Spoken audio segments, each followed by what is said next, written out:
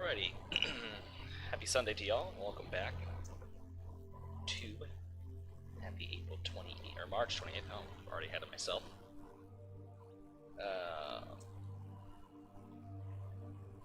We pop into the Carrabassett this afternoon. Gonna put some called Vaughnisms behind us. Need to anyways. Actually to be productive on something that is eventually gonna get released to the general public.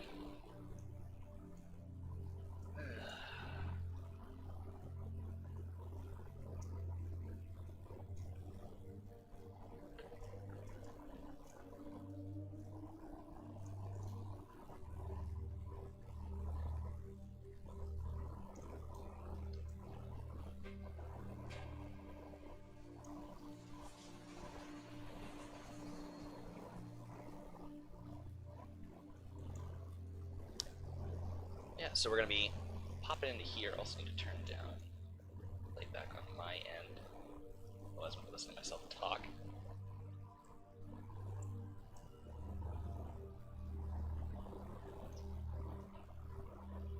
We'll say I was just looking at it today. 575 subscribers. I know it's taken forever in an afternoon to get here.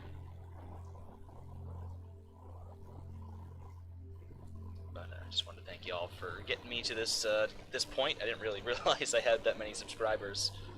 But no, it's not a whole lot, but to me that's mighty fine with what I do here on this channel. So a big thank you again to y'all for helping me get to that point. So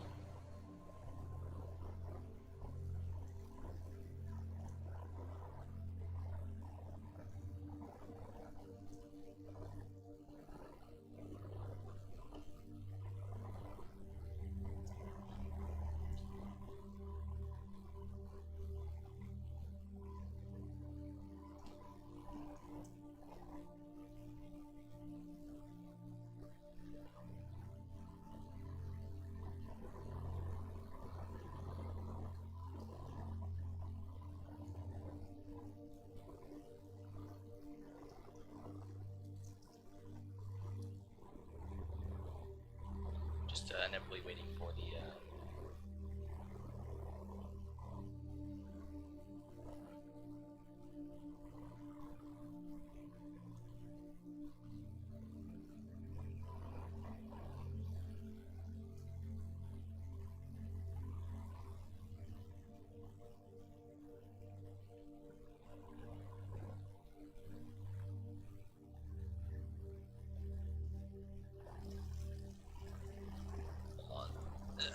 replying to some Discord messages while this loads, so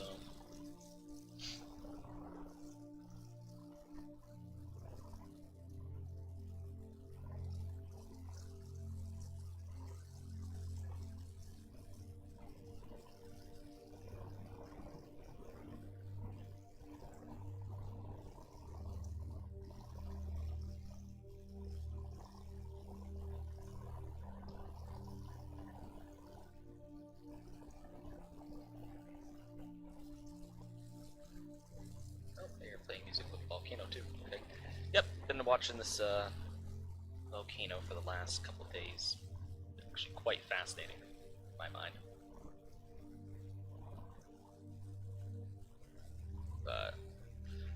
But today we're going to be working up around kind of backyard. Going to be getting this area kind of going. I am building this industrial park kind of back here a little bit.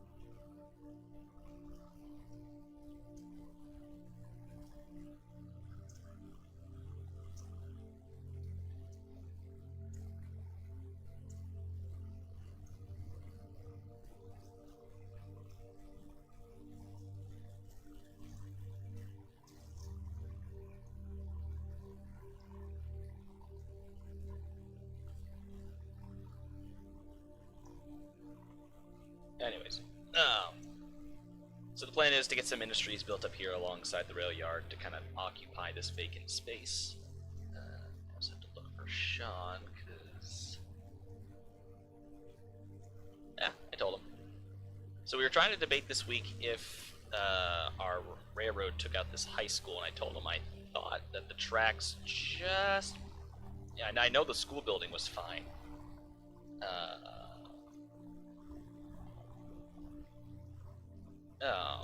I know the school building was fine, but there was a football field and track back here, and I think a baseball field right here that I thought, you know, we were going to get fairly close to. I think I can squeeze this in just beside the track still, no problem.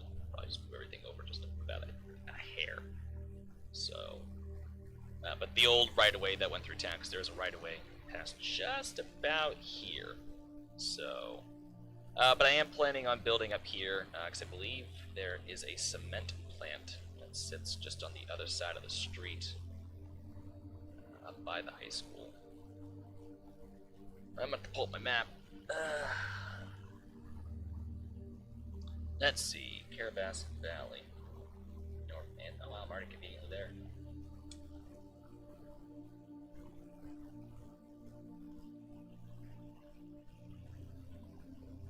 Alright, so it looks like right here is a conglomerate mess of a facility called Mattingly Products Company, and apparently right here is a boat landing. Where the fuck you be sailing? This river isn't very deep. Alright then, yeah, there's a boat landing right here, for whatever reason, in the middle of Maine. Alright.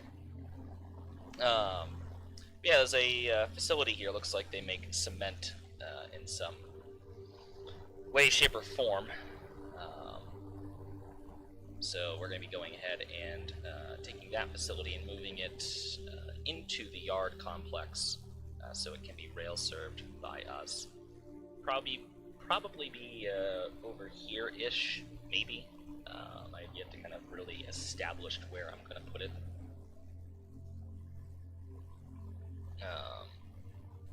But it'll be somewhere in that area.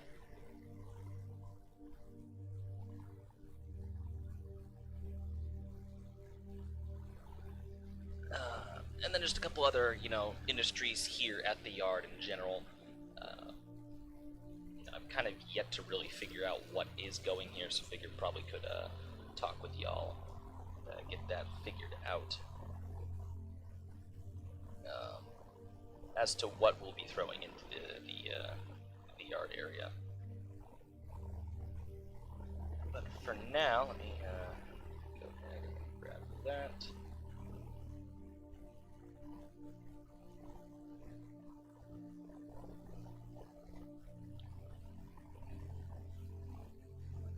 Go to here.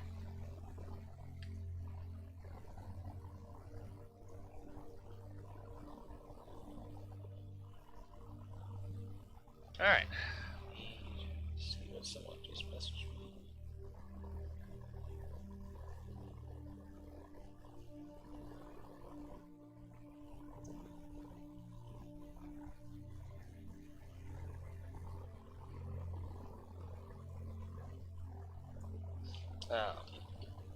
So anywho, so we'll be doing that. There's actually somewhere I have to also fix up before I forget, because I was running last night in an area that I edited recently, right up here by Huston Brook Falls. So I did this kind of nice sweeping curve to kind of get up to here. And unfortunately, though I set this to be, I believe, a pretty modest grade, nothing too major, somehow still turned out to be a 3.15, and I don't know why.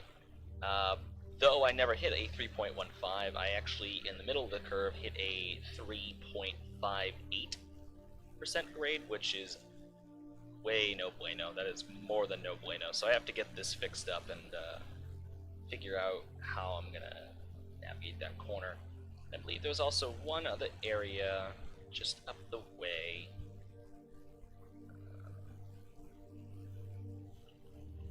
I want to say, I think it's this piece of track right here. It is kind of, oh, who, me?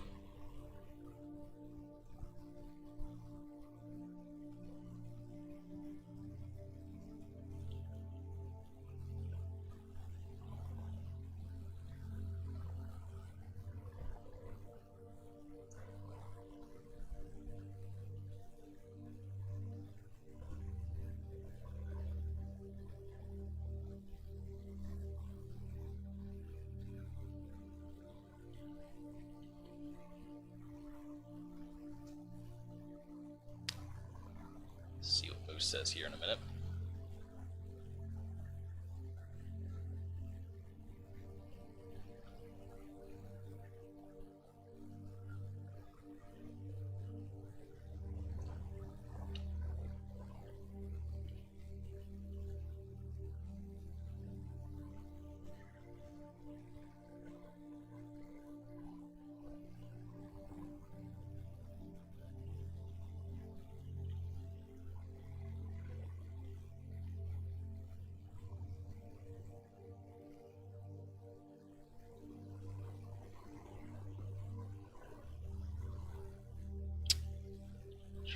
figure out what the hell was going on here with all these curves.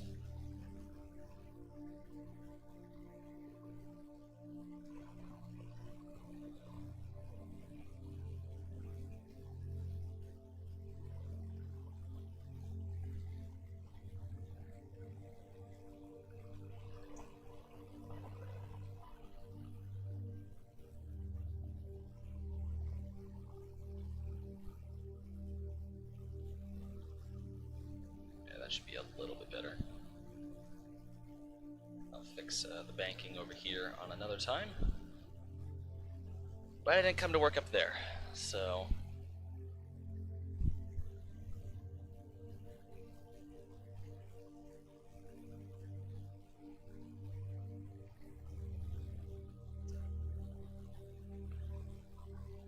yeah, you can have fun grading it when you get the route moose, whenever you buy it.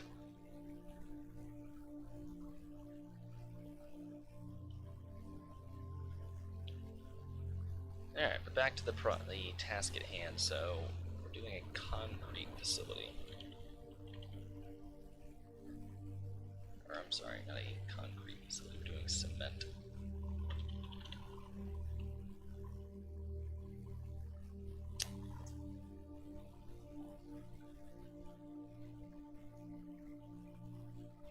Someone was telling me a lot of the, club car assets, specifically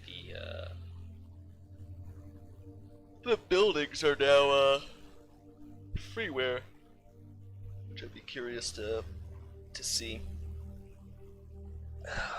Should have poked Ethan's ear about what he did the other night.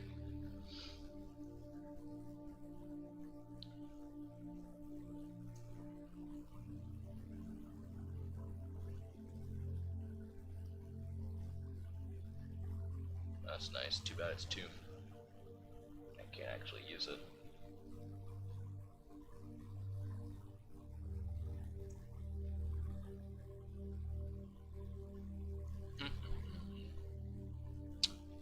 What am I gonna do with this place?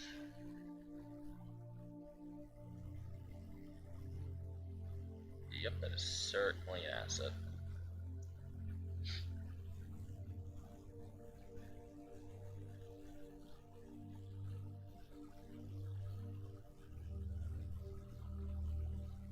I guess first step first, let's go over to here.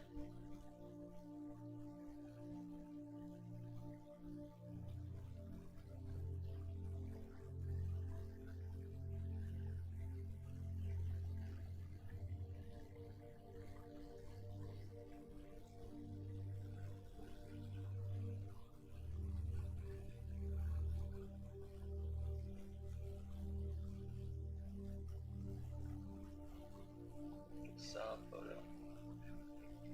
There it is. So it looks like we need raw storage, grinding, heater, kiln, cooler, clinker storage, cement grinding, and then bulk storage and loading. So all we really are doing here is just loading the actual cement into the cars itself.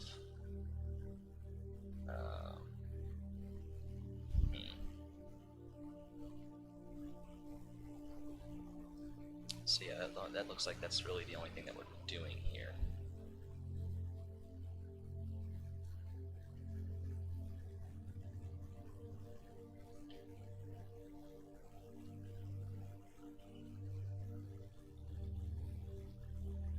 Like that. Let's see.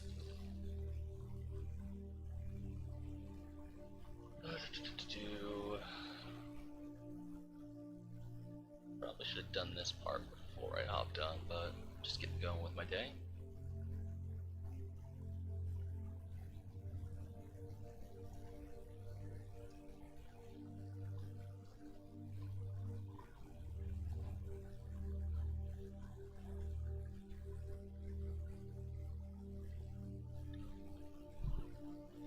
It's just the BM building painted up.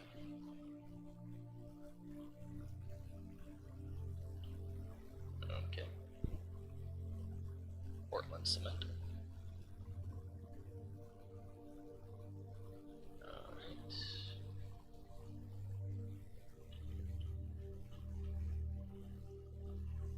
Why are there tracks up here?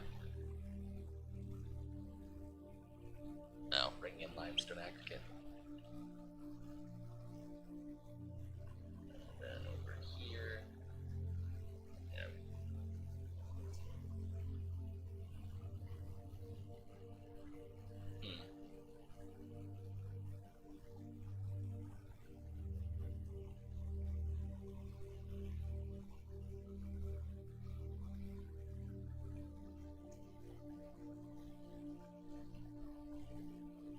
That tea is still really hot.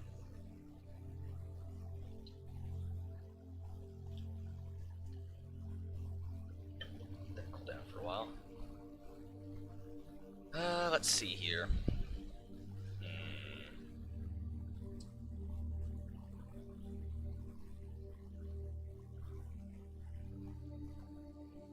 I feel like there was something I downloaded.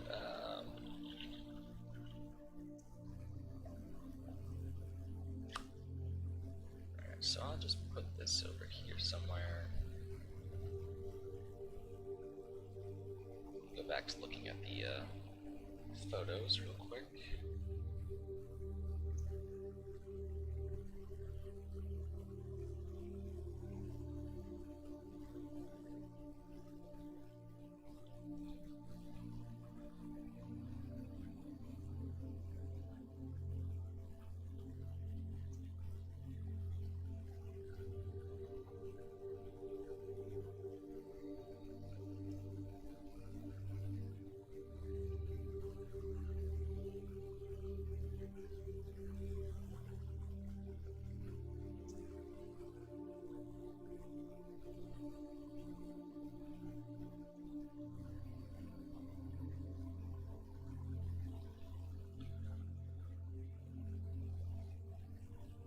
So I'll put this over here.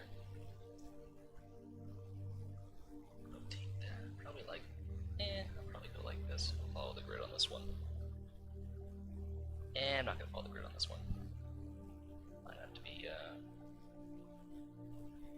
east side or paralleling the tracks.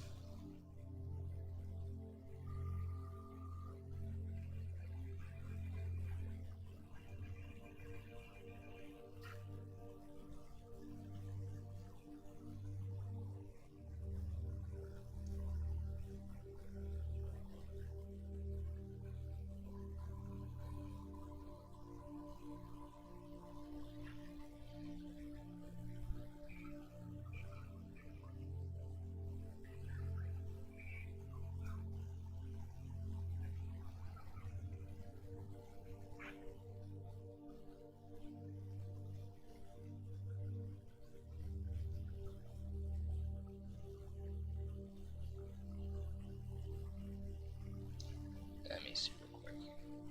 Maps.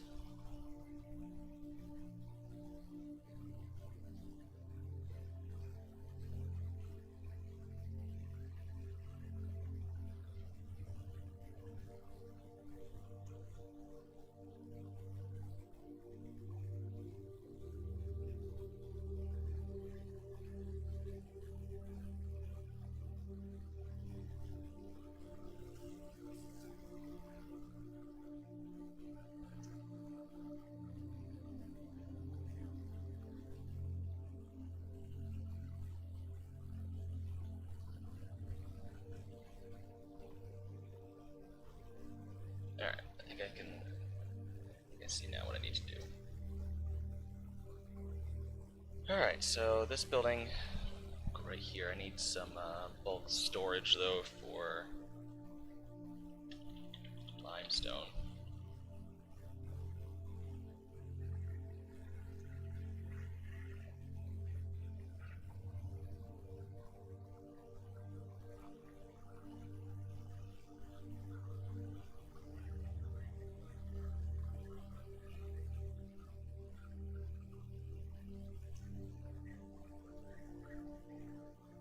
Well, that certainly is something. Try aggregate.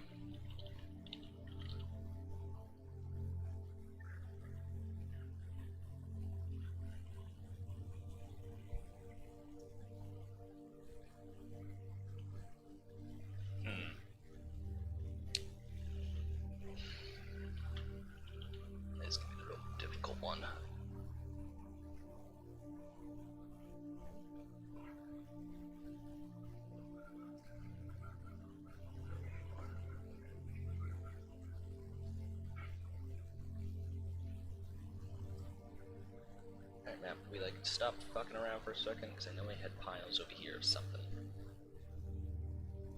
Just need to find that asset. That's small.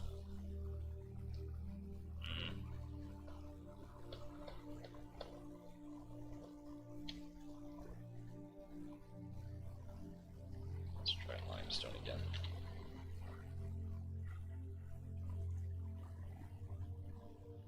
Never mind. Alright, what are you? Ballast. Let's just try the pile. If I can spell today. Build industries, they said. It would be fun, they said. No, they didn't. No one said that. You're lying to yourself. Yeah, but at least I'm lying to myself and not my mom or my dad. True.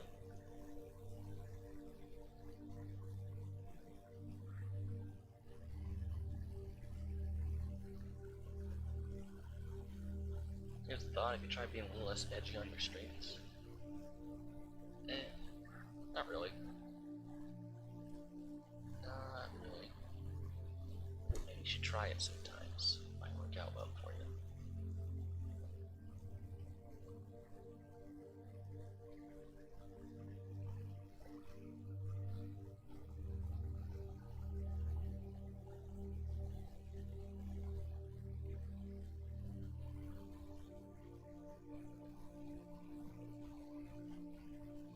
Well, that's about as good as it's gonna get. Just use the ballast pile.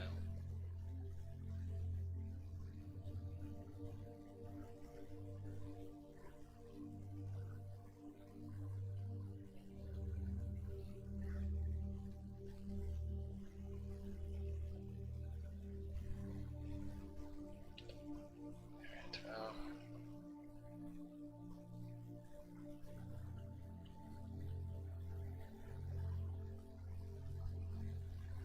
Yes, I know the Crawford Notch Goose. I've flown through there a couple of times. Perfect, there are plenty more. Bye.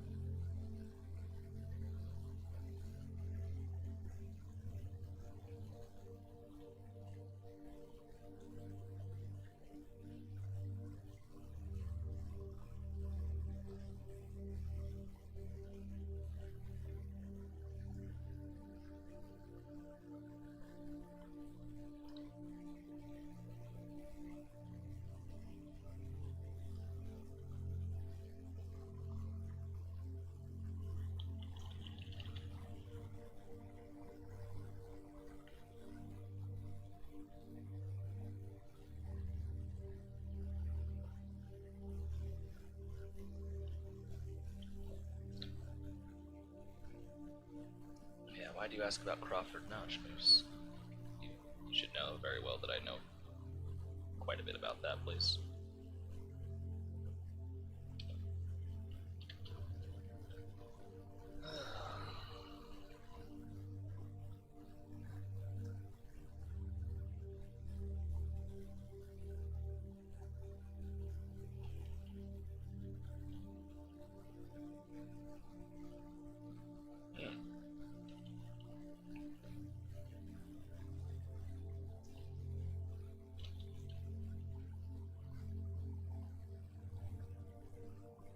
That honestly also could kind of work for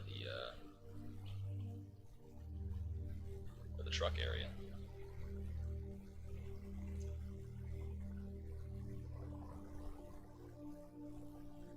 So I'll just kind of put this right here.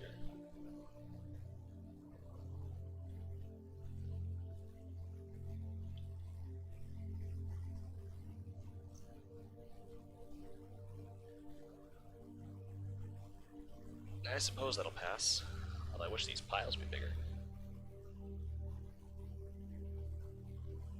Gotta do some BS like that in the Carrabassett. We kinda did. It's called over here.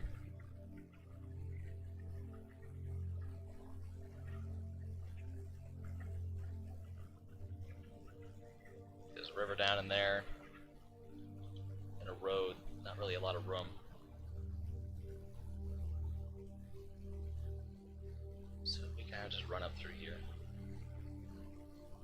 Plus we're climbing to get out of said notch at the other end. Which I have to go over here and fix this grade, because even though it says one thing, it does another, because trains. And then we climb back out of it to this area. So we kind of have a Crawford-ish notch area, I suppose. Not as steep on the sides, but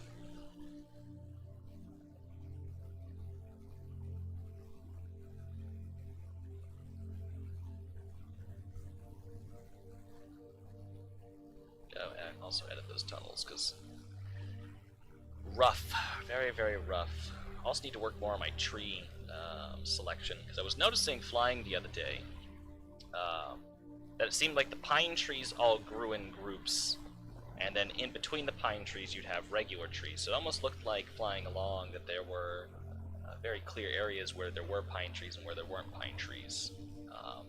That was starting to become very evident the more I fly along through those parts of Maine. So I need to re-edit my tree selection to kind of be able to somehow replicate that in some fashion, to have more of a pine tree filled area and then have a normal tree filled area with less pine trees. Because pines take a long time to grow, and pines can grow very close and very tight together, whereas other trees need a little bit of space to kind of grow up and out. And pines can also block out a lot of light on the forest floor. There's one of Sean's fuck off bridges.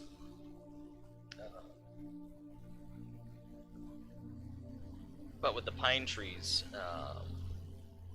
in areas where I guess they may have been deforested, or maybe just they didn't have time to grow, other trees are able to grow much quicker than the pines, so they kind of form up and create these cool little areas where, well, the pines weren't able to go. So, alright, what am I going to do here? What am I going to do?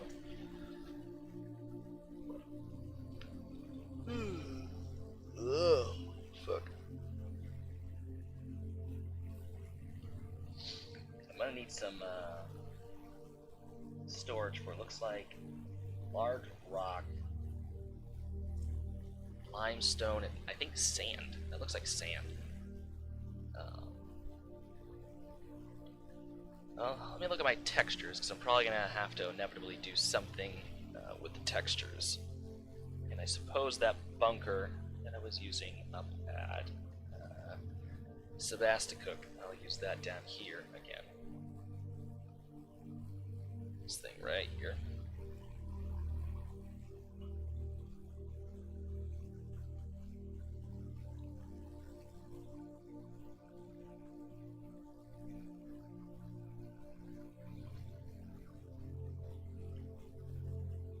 The goal, as always, is to start expanding on the areas that we already have built, because we really need to start doing some scenicking. Like, I think it's... I know I procrastinate and definitely focus on a lot of other things that I shouldn't, and I kind of stretch myself thin with other projects that don't matter. But I am starting to kind of get a little mad at myself for how much I lack on this project, and how much I've been lacking, and how much that I still have to do and that I have yet to do.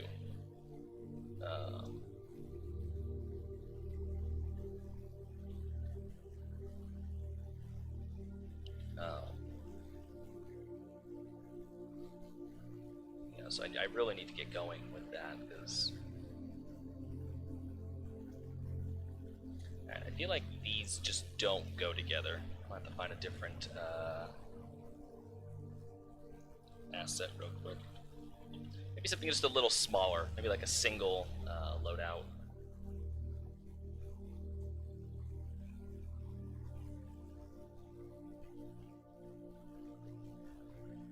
Oof, that hurts.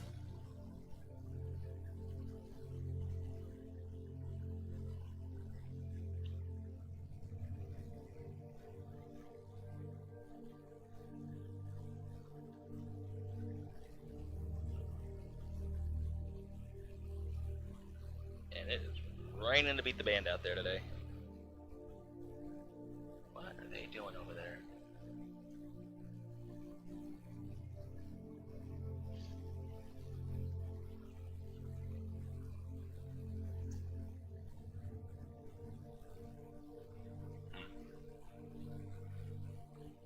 Suppose my neighbor's building something. I don't think that's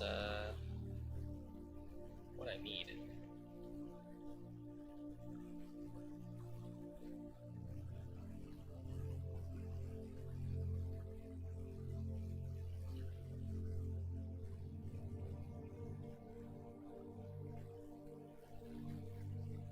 That is a cement offloading facility. And that is just the same thing, but not, I guess a little more dressed up. Oh, I guess what we're gonna do in all my live streams, and go to the DLS and take a look. Oh, there's cement.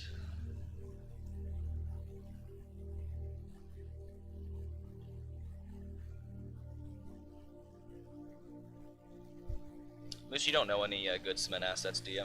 For like a cement plant?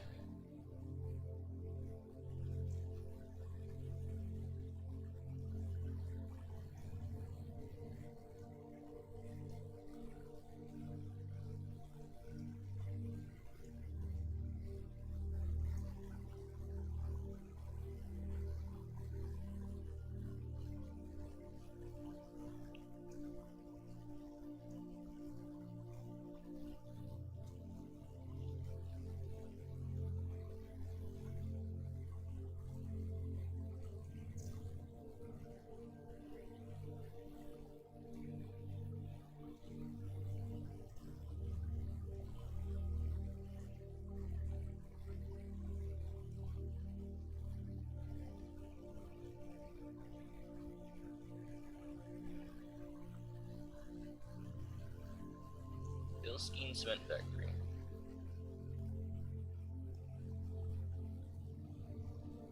That's really big. I'm gonna have to get fancy with this, aren't I? Lovely.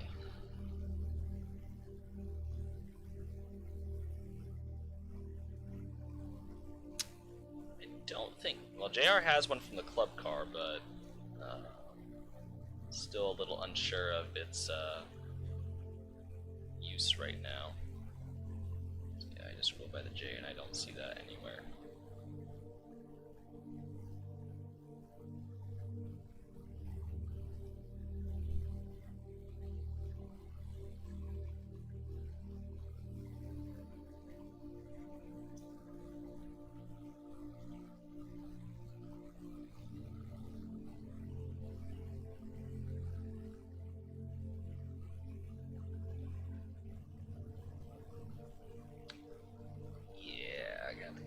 This one. Fine.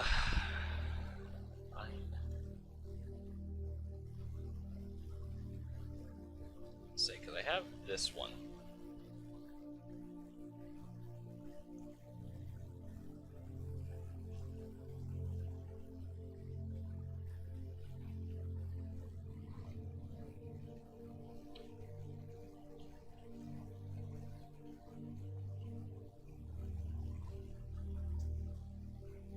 Fuck it, I'm just going to use Joe's small one, because I know I can indeed use it. And what I'll do is this. I'll grab a silo.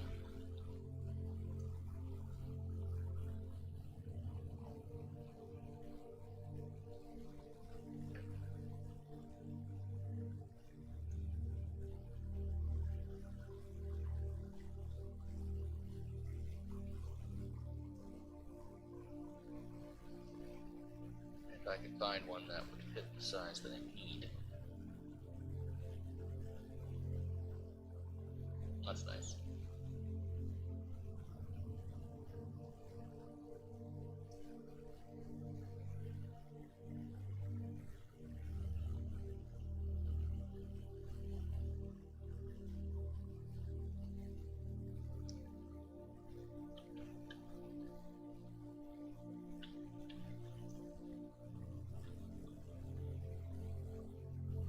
Looks like it has loading, so that's good. So I got these two right here. What I can do is just make a conveyor that goes up to it. A little plan that Joe has.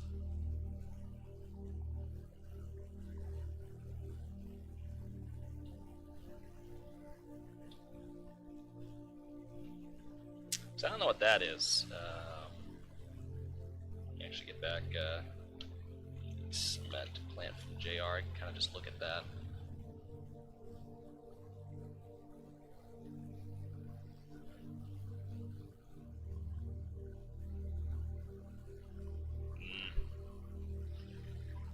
Fuck it. I don't want to spend forever on this, so I'll just go ahead and put that there. I ain't gonna mess around with it. I'm just gonna go ahead and do that. It's good enough, it's fine. I'll look at the, honestly, if it can be used, because honestly, from what I've been hearing, it sounds like a lot of the JR club car shit has been re-released as freeware. Which, I mean, I'm glad they did finally, because I don't think anyone was bound to really buy that, or get the club car for that particularly. Alright, now getting into this industry. So let's see. I'm gonna replace all this track too with like more worn out industrial track. Something this curve this way. Come along.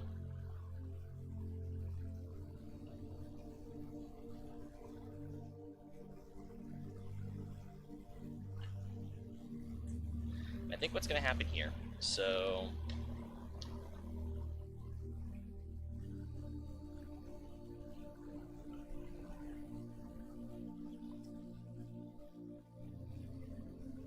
a lot of the cars are just going to get pulled out of here and then pushed into the industry, so that's probably how the industry will work, is everything's kind of getting pushed in. Probably also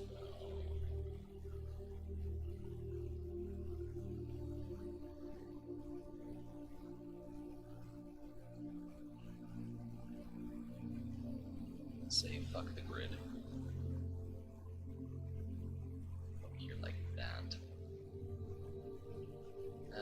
Sand. Let's see, do we have a sand pile? Doubt it. Well, we do.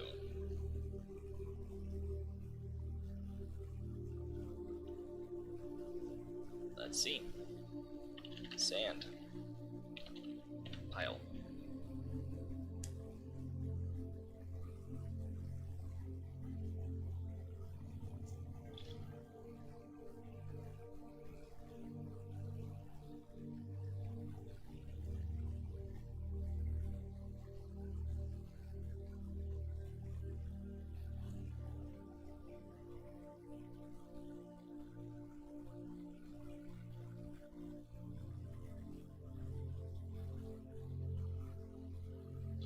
Sand pile.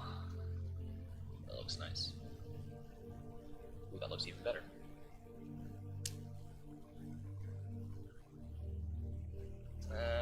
Limestone pile. Oh.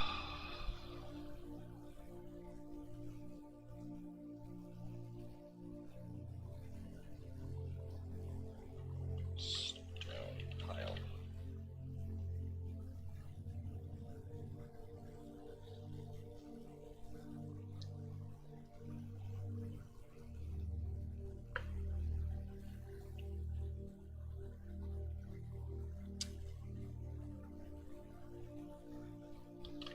Gravel pile. Oh, this is the favorite part of my day. Looking for shit. Are you fucking kidding me? Alright, well, we at least got the sand. I can...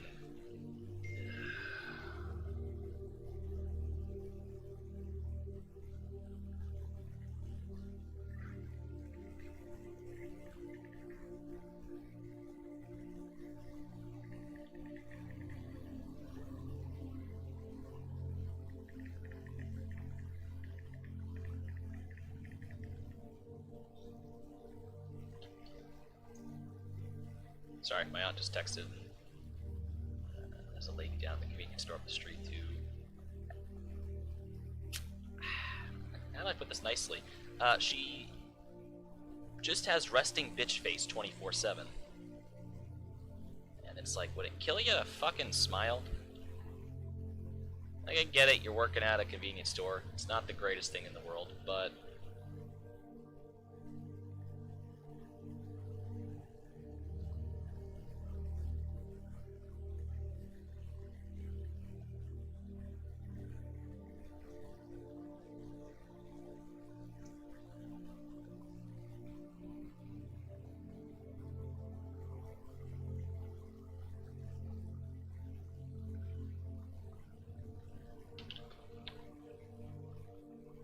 let's get that sand pile real quick.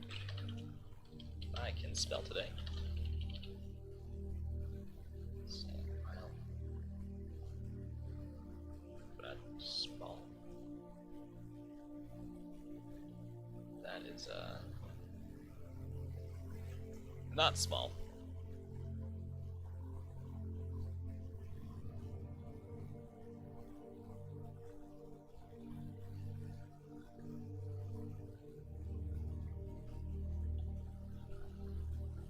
I'm gonna go postal today. I think I'm just gonna go postal.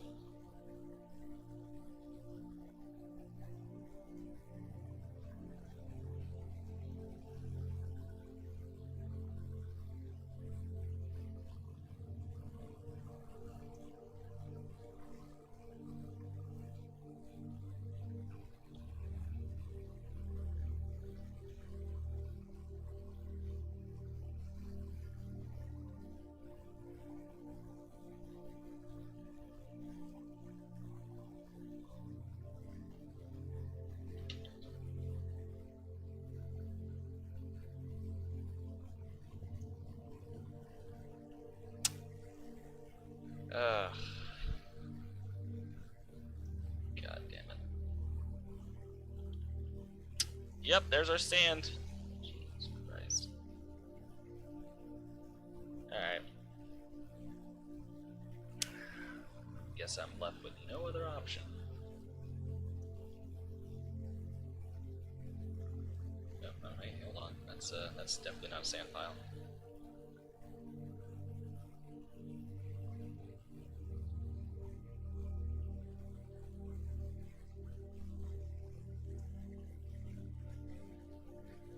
Yeah, there's that other part. Christ. I think what I'll do is I'll move the gravel over here. So the gravel has enough representation. It's spilling to the back.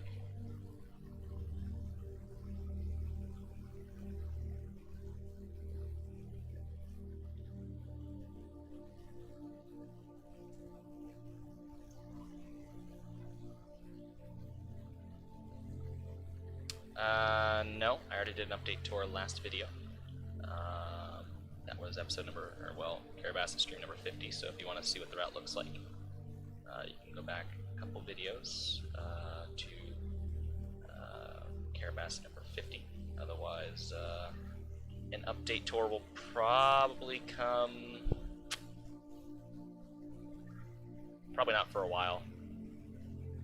So yeah, I can't do an update tour every single time I get on.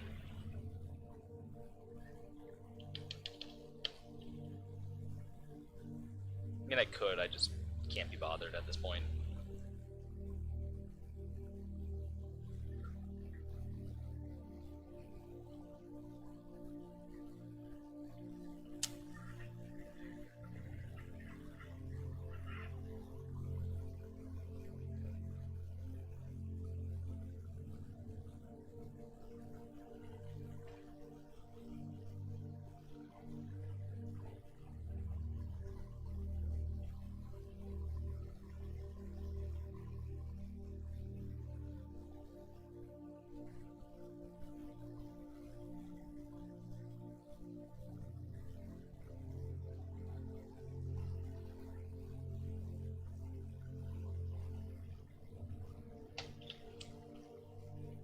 but honestly, nothing much has changed on the route since the last time I showed it off.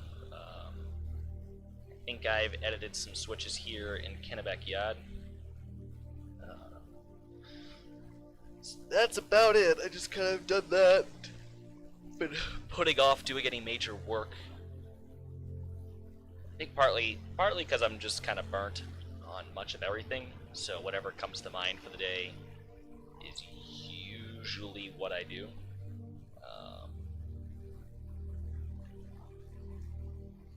So it's kind of why I haven't worked on the Carrabassett in a while. It's just because I'm so burnt out. Like I'm kind of beyond burnt out, honestly. Like I am so ready to go back to work.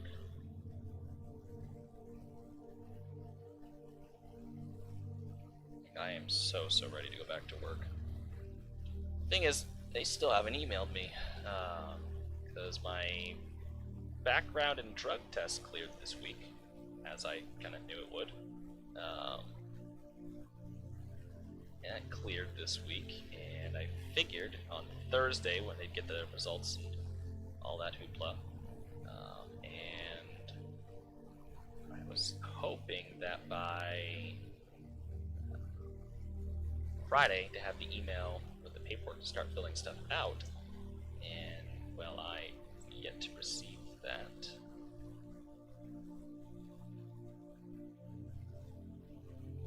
I've yet to receive that, so I don't know what's going on that front. Like I said, I am very ready to not sit here all day and do little to nothing.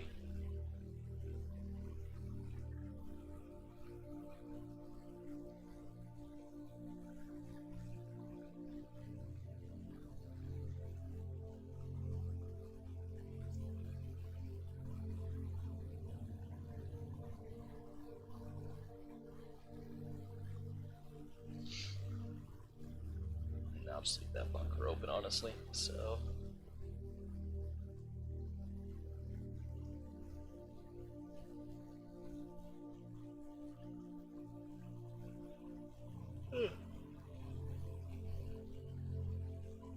Alright.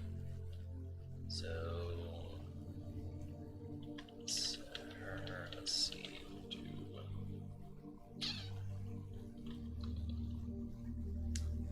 Let's just.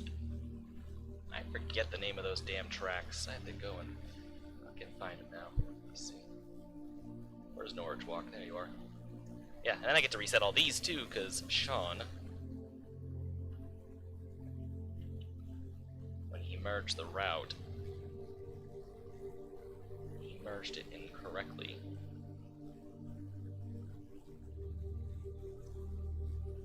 And when he merged it, he merged the old section onto the new section instead of the new section onto the old section. And by doing so, all my program industries, all my crossings and named objects, as well as ATLS traffic lights and all that fun stuff, corrupted. And now I get to go back through and redo all of them again. Which, you know, can't be too upset about, because obviously it was for the best, but I'm still a little annoyed by it, because a lot of these industries I spent, especially the dairy, spent a good amount of time setting that up and getting that to work properly, but now I'm going to go back and fix that. What the hell is the name of this industry track? Let me see. Just type in that and see where that goes.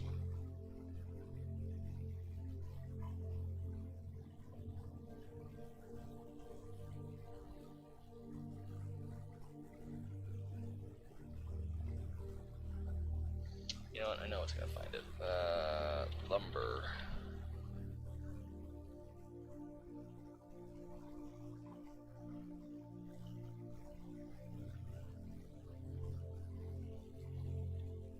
BI2.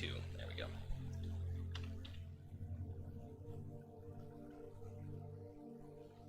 gravel. Let's see.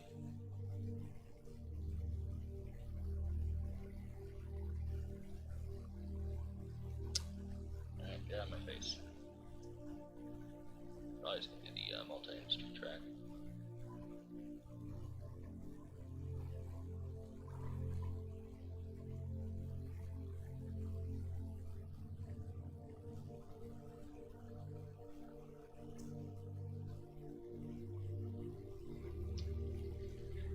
Yep, multi. That's nice for that.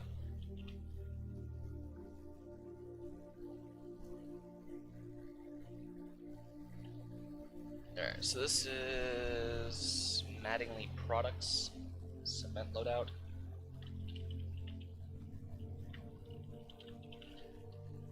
I'll just do that. Queues. We need cement.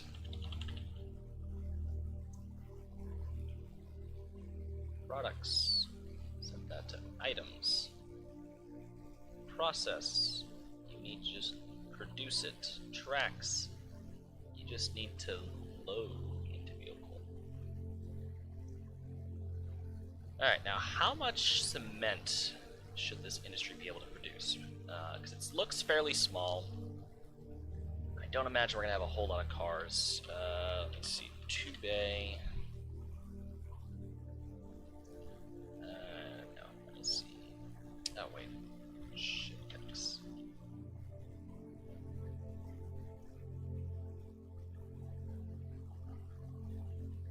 So that can hold about 30,000 items, which...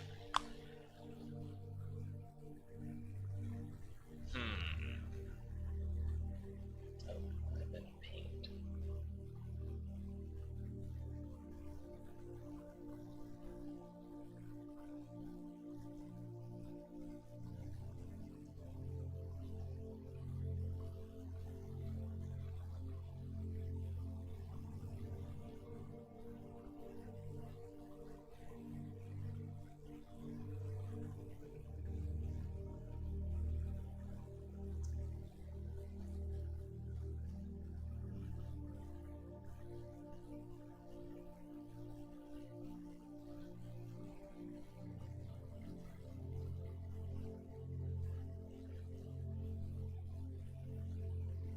I'm sorry, someone.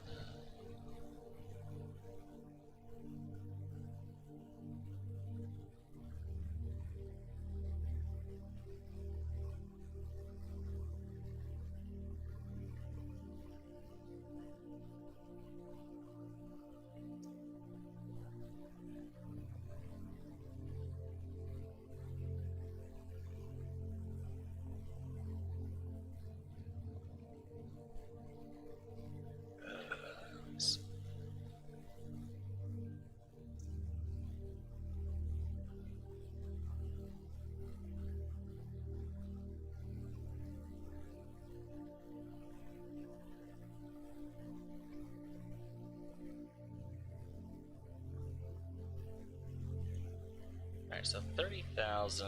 I want to say this can hold roughly about. This comes off here. Let's say it goes back a little ways up to.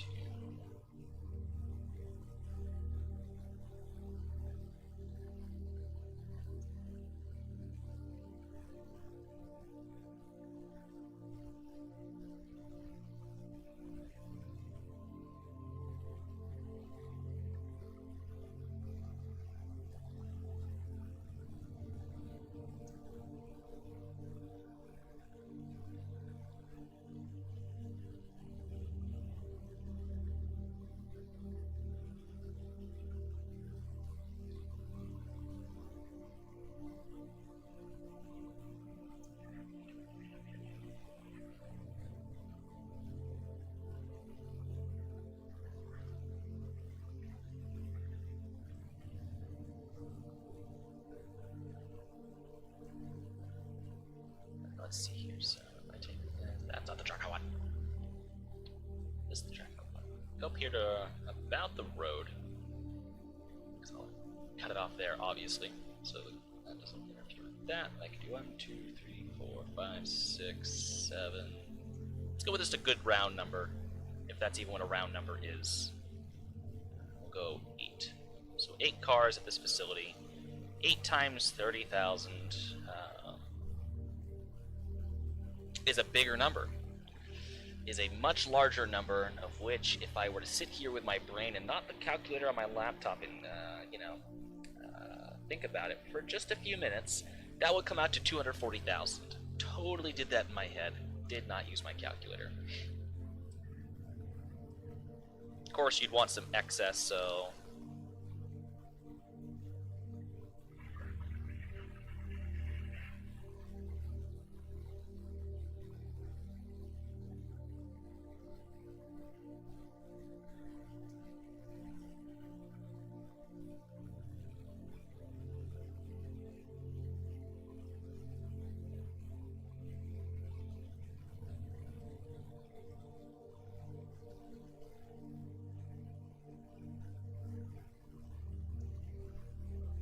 Alright, so 240,000, I'll probably do 245, just to have a little excess over, because they would never, of course, make it to where just the right amount gets put into the hoppers. I always like to have a little excess. Alright, so let's see here. So we'll grab that. I'll set that up to produce. So let's go 245,000. Process. Now, how long does it take? How long does it take? Alright, so I don't like how it produces in 30-second intervals, because it's obviously you service the industry and whatnot. Let's see how long it roughly takes. How long does it take to make cement? No, I don't.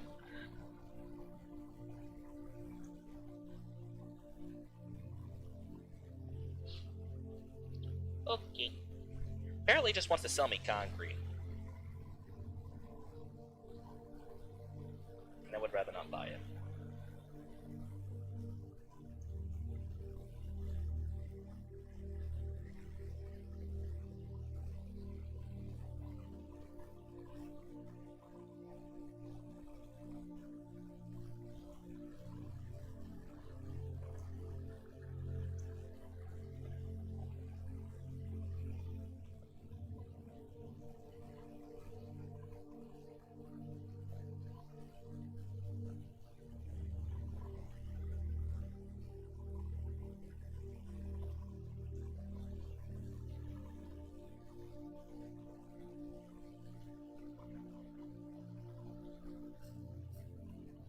So let's think here. I'm gonna make it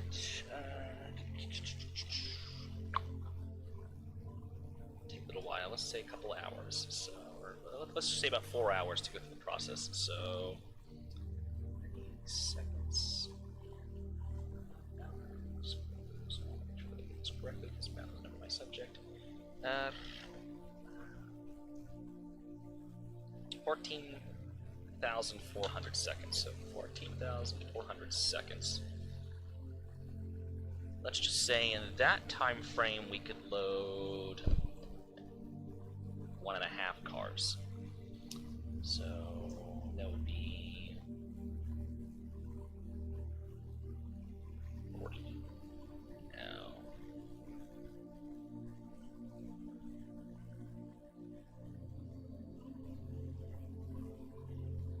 let's see.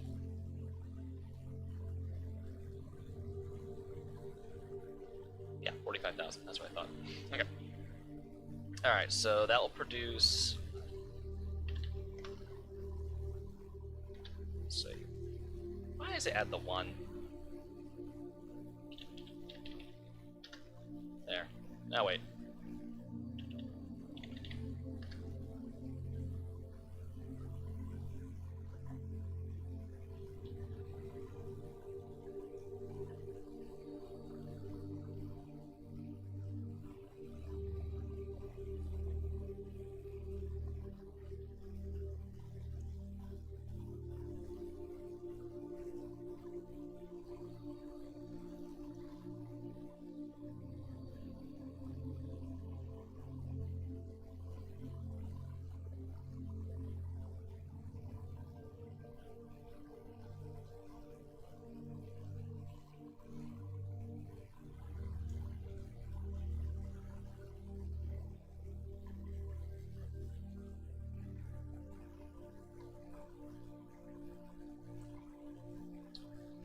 so 45,000, so that will do just fine.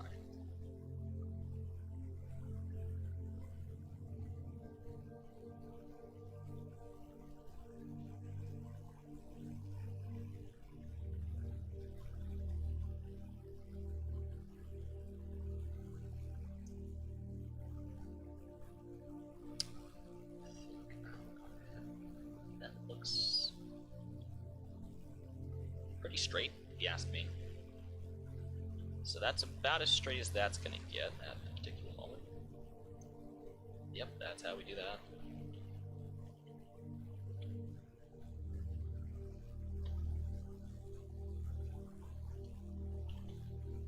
So I'm actually gonna go ahead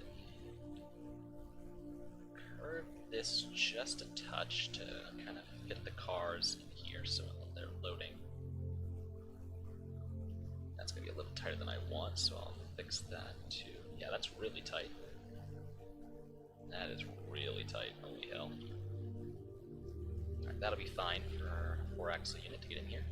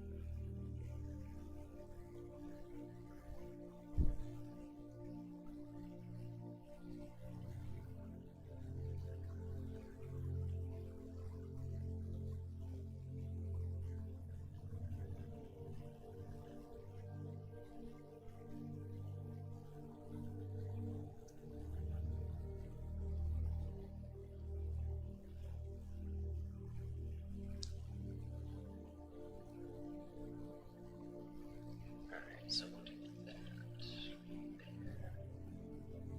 Sorry, some folks in another chatter asking me a couple of questions. I introduced them to the delicacy that is B&M canned bread. And they are from different parts of the world, like Greenland and Iceland, England. I think there's a lady from Spain in there. And they've never heard of bread in a can. I think there's actually a gentleman from Sweden who's also in there. But yeah, I don't think they approve very much of the canned bread. Needless to say, I probably should put a fence.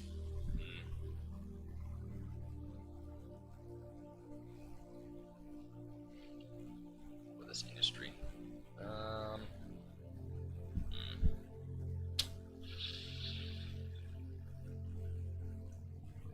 Probably should include a fence with a derail.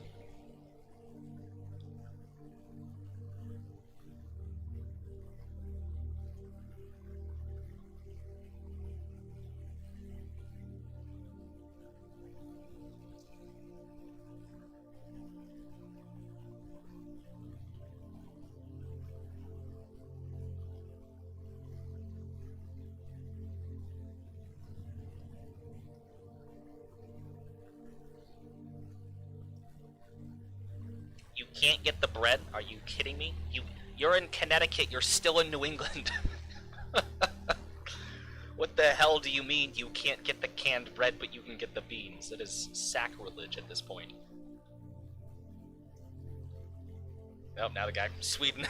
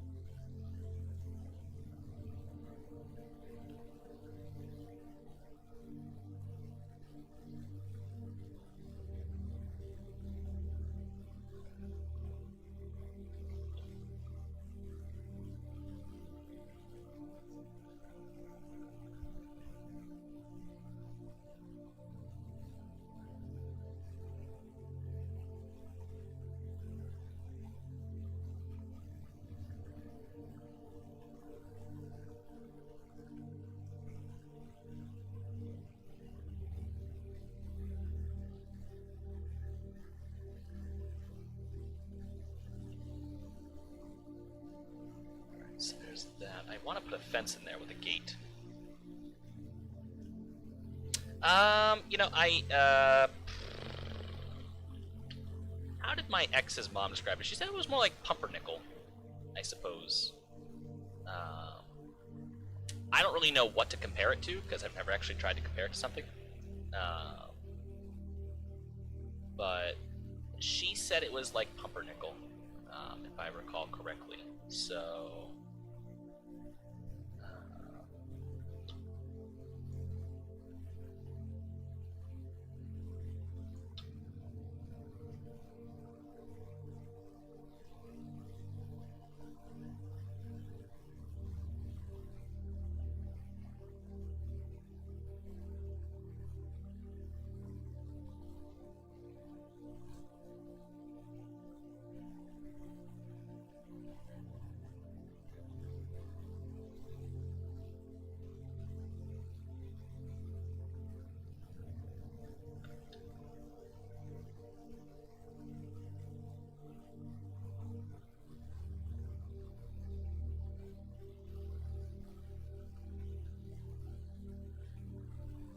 when am I starting the cooking channel? I don't know when I'm starting the cooking channel. Probably at some point. Probably at some point.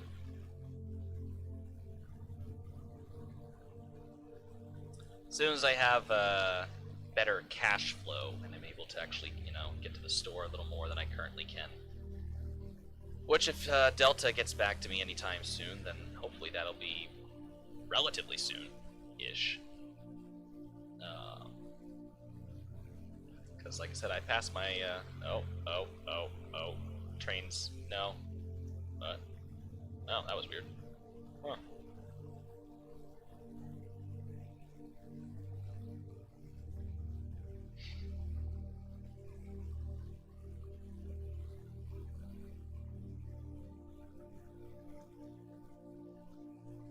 Let me see here. Dude, it is pouring to beat the band, and you're going for a run. I don't get people sometimes. I really just don't get people. Like, it's raining! Just, I don't know, walk up and down your stairs like 5 times. Or a bunch, honestly.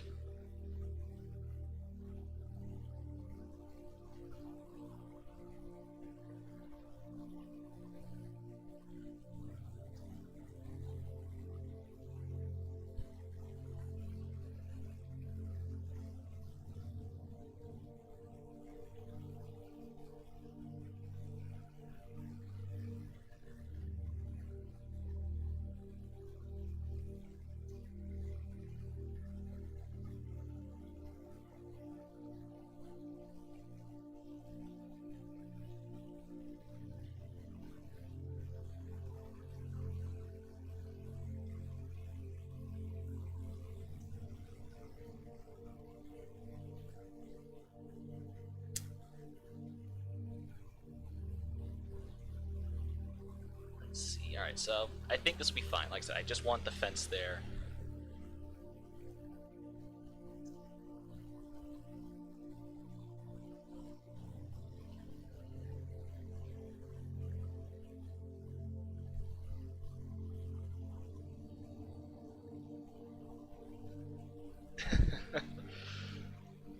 I mean...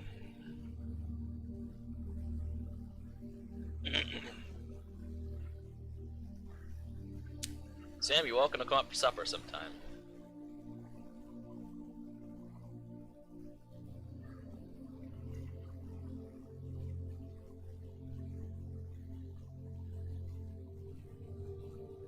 Let's see here. Just put a fence. Just do a standardized fence. Fenced? Yep, that's a word now. Good job, good job.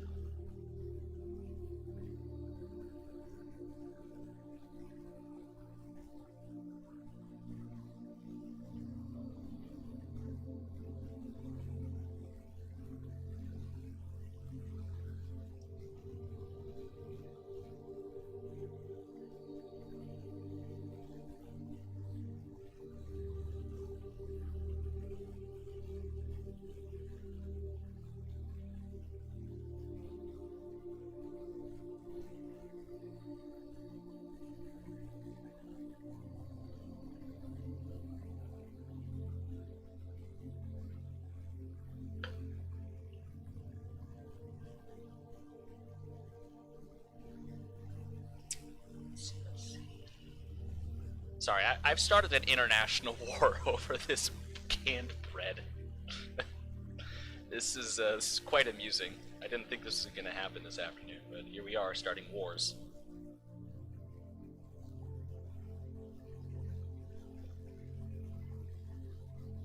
Alright, so now I will go ahead and drag this up through here. I think about to here will just be fine.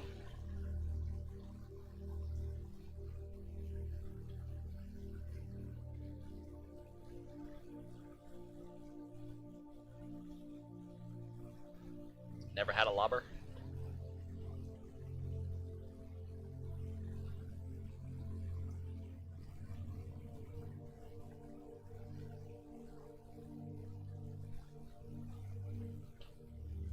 Let's see real quick. Let's just test it out.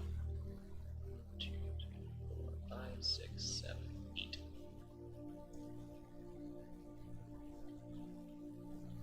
Oh, perfect. A little bit of extra room too, just in case, you know. Just in case. The only other thing I need to check real quick is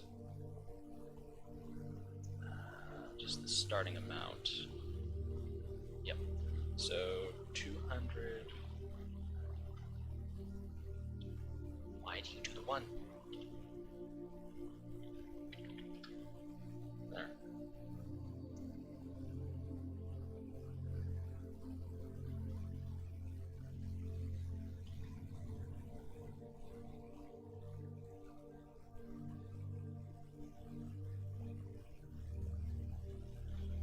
Alright.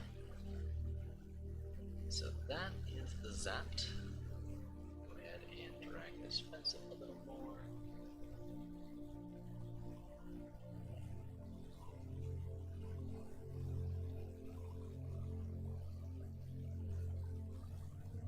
Bring this over that way.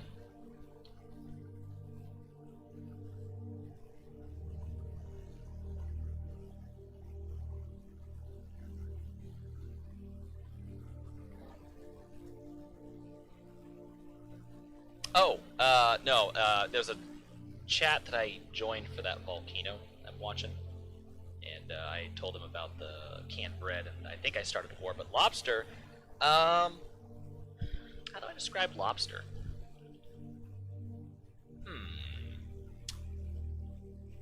I mean, it doesn't taste like chicken, I can tell you that. It's kind of like, it's like fish, but if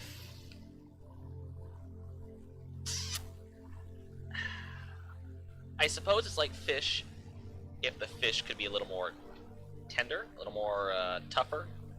I mean, it's really good. Some lobster can actually be a little sweet. Not like, you know, like chocolate sweet, but it can be sweeter than, you know, just normal fish. I mean, it's really good. It's just takes a little work to get to the meat itself, but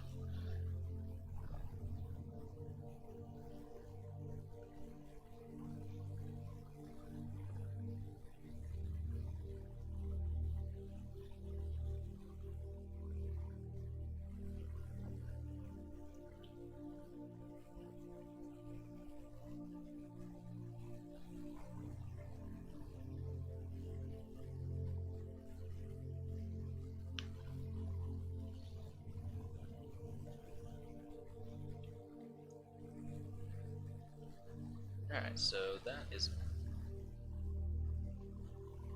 no.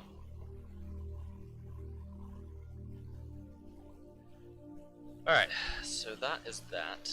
Now I need to actually get like textures down. There's gonna be some trees back here, probably some trees along this side, a little bit of concrete, maybe a small office. Yeah, probably should be a small office parking lot. And some cement trucks parked up along the back row.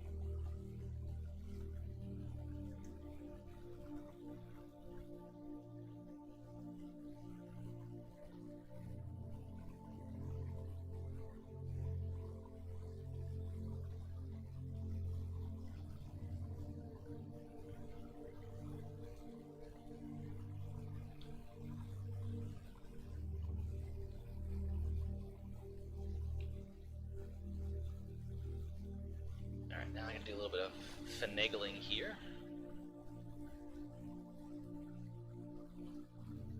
Maybe that switch is too shallow, I don't know.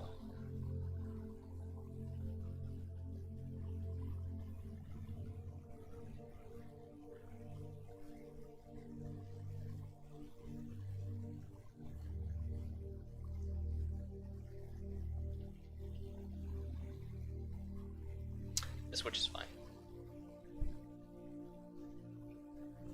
Alright, so...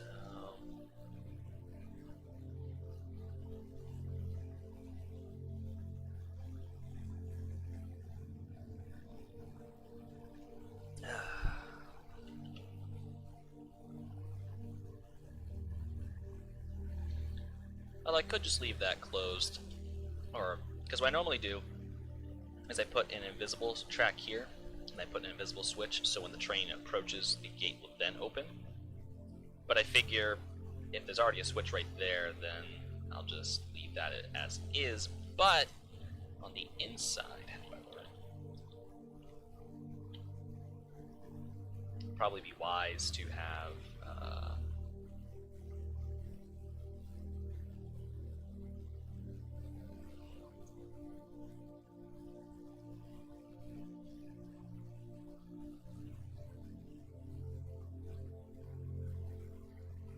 it's about normal.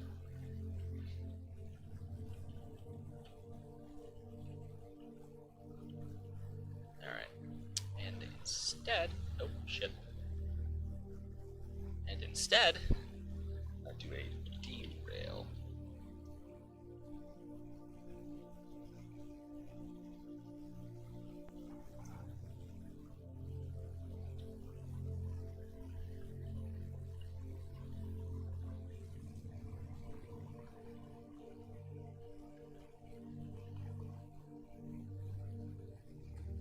Yes, I connected the spline to the gate track. Well, yeah, but... Oh, you mean the... I think you probably mean the fence. No, I just kind of morphed it through the gate.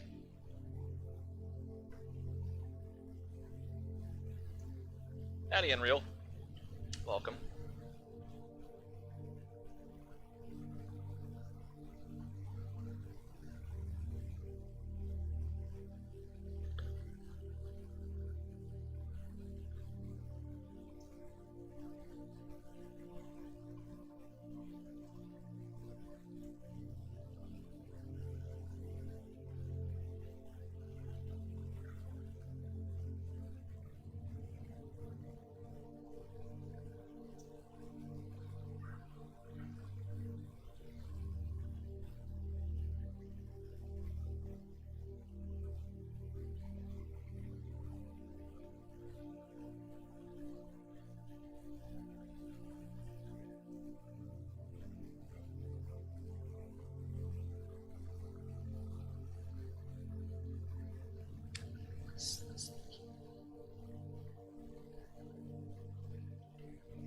Alright, I'm gonna go ahead and down some ground textures, some asphalt.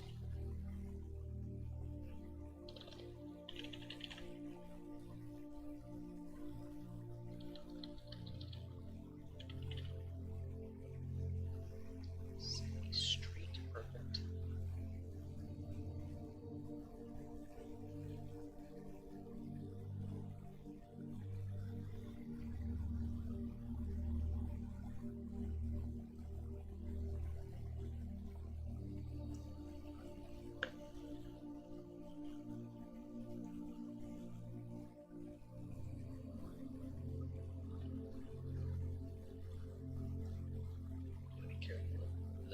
I already fucked it up. It's the only issue with using these textures. It's gonna look mighty weird.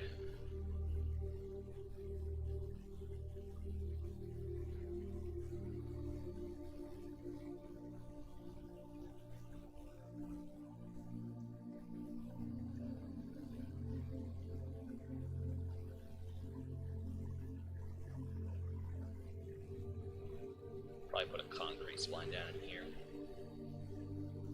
Just to get that off. I'll probably transition to dirt back in here with limited asphalt.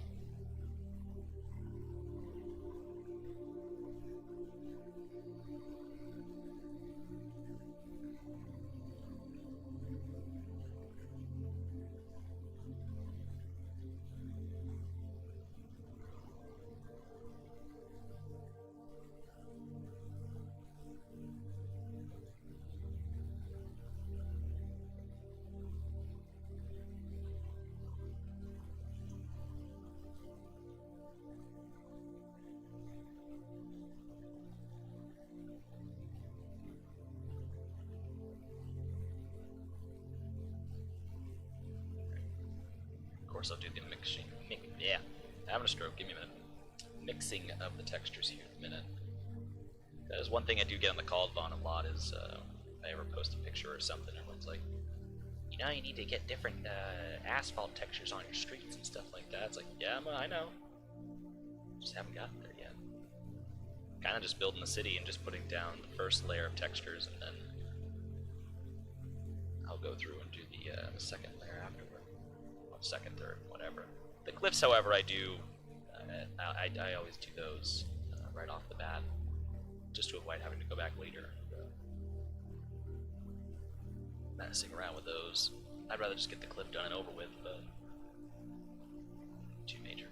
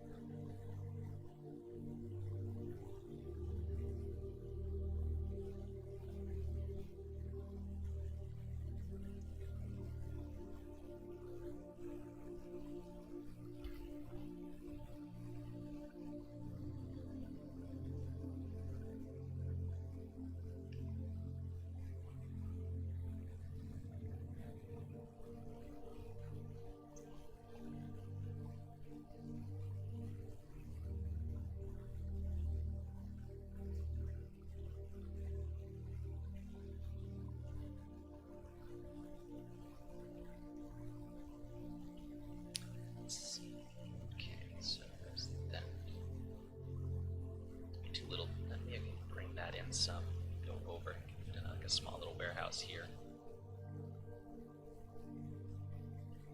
Do that instead. Back.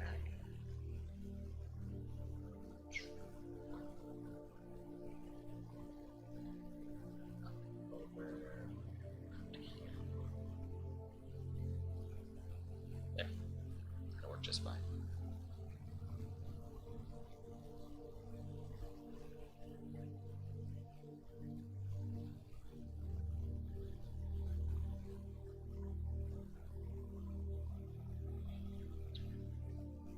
Alright, trees should be next here shortly. Actually, let me get some ground textures. The first layer, ground textures as well.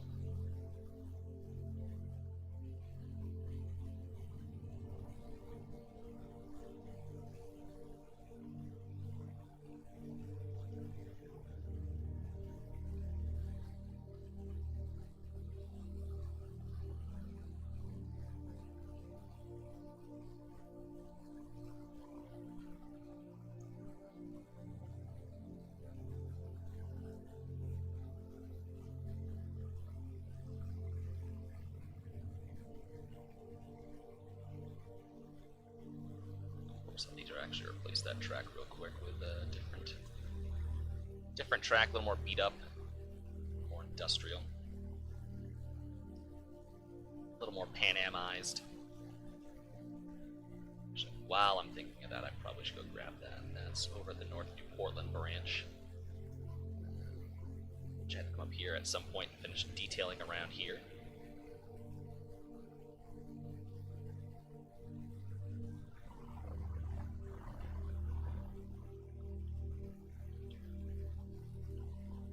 Ah, yes, the famous disappearing road. I love that.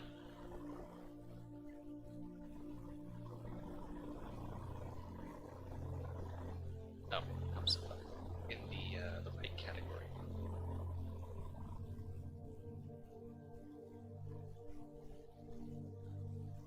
Back to Kennebec.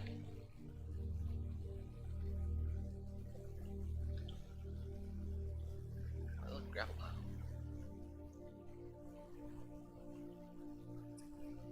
So, if I were to do this, how bad would that look? It would look kind of bad. That's one thing I hate. Also, I forgot the switch. Just do it automatic, I guess.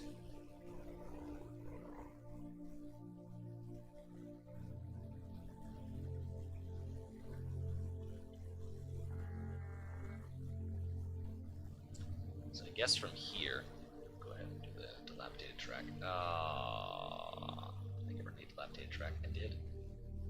You dunce.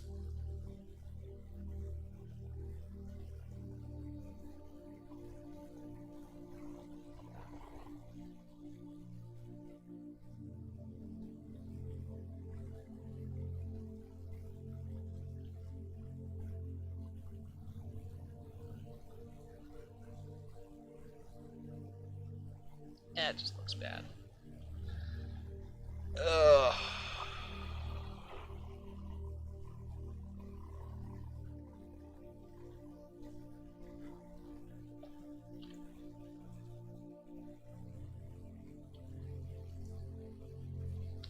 I'll just leave it as is. I'll figure it out later.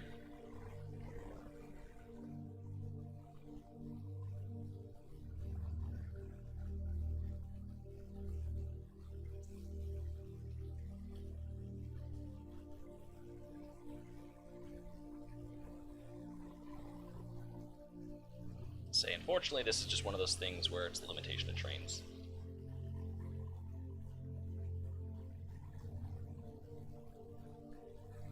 But here, if y'all have any ideas for industries you'd like to see, or things should go back in here, let me know. Because I got about as far as the cement plant, and I'm trying to fit a few industries in here. Like I'm probably going to put. Probably something serviceable right here, and/or right here. I was thinking about putting maybe like a smaller warehouse in right here, as well as maybe another one. Just a small commerce area that kind of grew up around the rail yard in this area.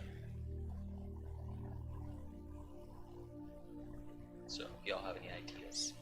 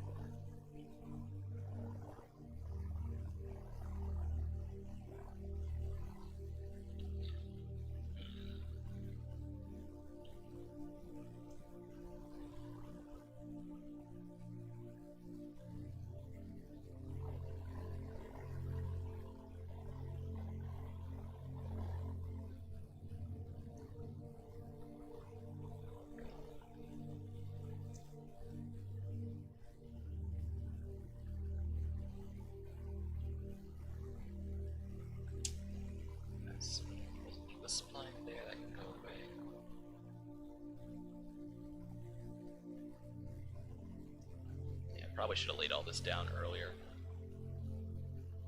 but I didn't.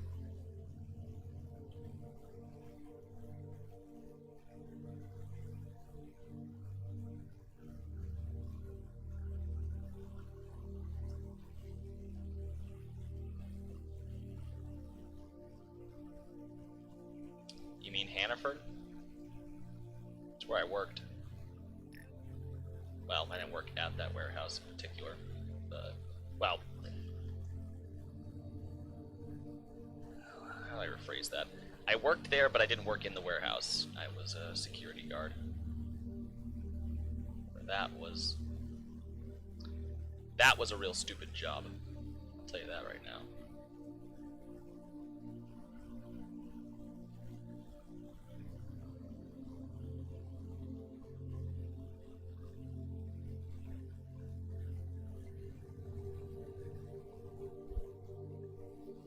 Yep, Hannaford Distribution Center, no longer rail served, but I would still have to go and check the rail dock to make sure it was secure. It's where they store some of their just big bulk stuff in the rail dock. Yeah, tracks all ripped out and everything, but at one point, yes indeed, they were rail served.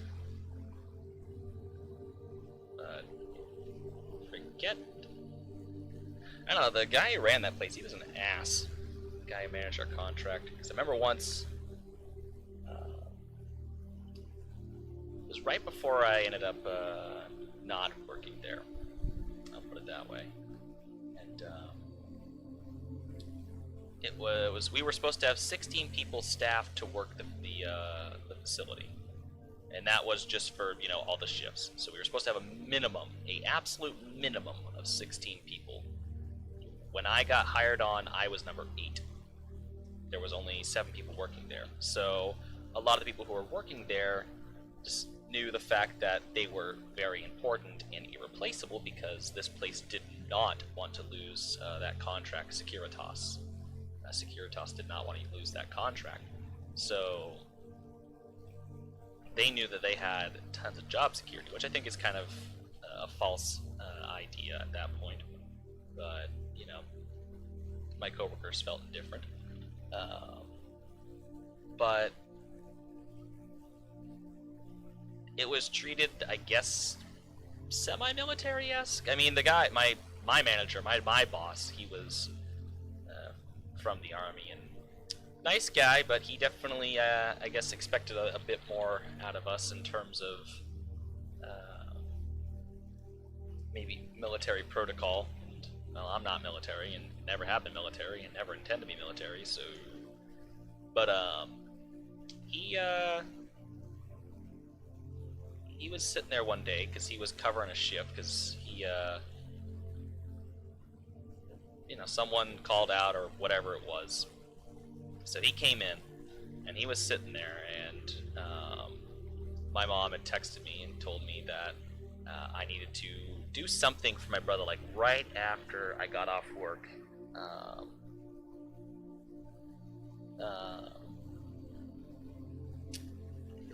I can't remember what it was. I know I needed to bring him somewhere. Oh, he was sick. That's what he was. He was sick at school. I needed to pick him up and bring him home.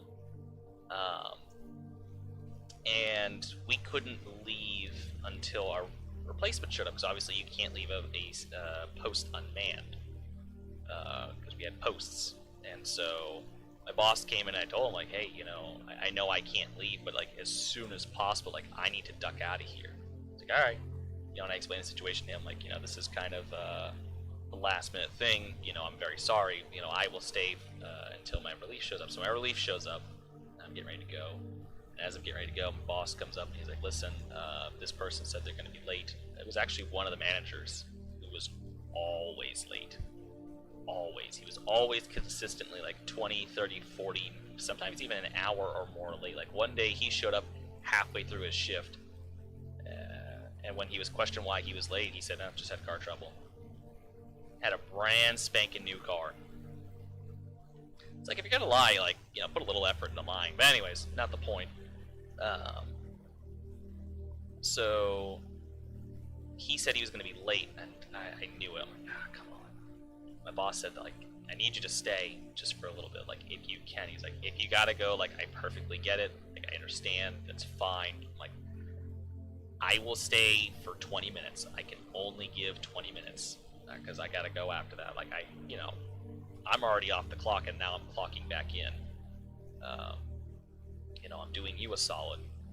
And yep, he's like, yep, no, after 20 minutes it's fine. You get to go no matter what. He said he'd only be about 30 minutes away, so that's fine. Like, all right, cool. So the guy who ran our contract comes in, and he's I forget his name. But he was talking with my boss, and they're just talking right there, and I'm just kind of watching the cameras and jotting stuff down, checking people as they come through and whatever, and they're going on about staffing, and he noticed that one of the managers wasn't there, the guy who was supposed to come in, whose name I kind of forget, but at this point it does not matter. And he asked, well, where's so-and-so? Oh, well, they're running late. You really gotta get rid of him. Well, he's a manager, and we don't have any other managers that can relieve him, and da-da-da-da, and so, and I'm getting ready to go. My boss, he's like, yeah, no, Jaden, you can go and get out of here. The guy who runs the distribution center in our contract is like, why is he gets what, why is he leaving? Who else is here? Well, we got so-and-so in the guard shack, and it's just me. And he goes, yeah, no, he can't leave. Well, he has family obligations. His brother's sick at school, and he has to go pick him up. And he looks right at me. He's like, do you know what the word mandatory overtime is? And I looked right back and said, yeah, I worked at an airline for a long time. So if you're just going to mando me, like, you can't do it, he can do it, because you're not my boss. But if he wants to go ahead and do it, he can. But if you're going to do it, just do it, and don't beat around the bush. Yeah, I gotta go pick up my brother. I know if I get mandoed, it's out of my hands, but, don't sit here and try to bully me. I worked a very fine job for a very long time, and I know exactly what mandatory overtime is. So if you're just gonna do it, go ahead and do it. But, and he just kind of looked at me, like, with this disgust on my face, like, how dare you speak to me that way? And he kind of looked at me and says, well, you need to be thinking about your job more. And I'm like, I am, and, I'm trying to work around life, alright? I got a lot of things going on. I said there's a difference between being the employee and being a slave. I am an employee. If you want someone who's going to sit here and work 24 hours a day, 7 days a week, then I think you're in the wrong industry. Not one of the ex-convicts that you hired on, so that way your company looks better. Howdy, Phil. Yeah, that wasn't too long for that place.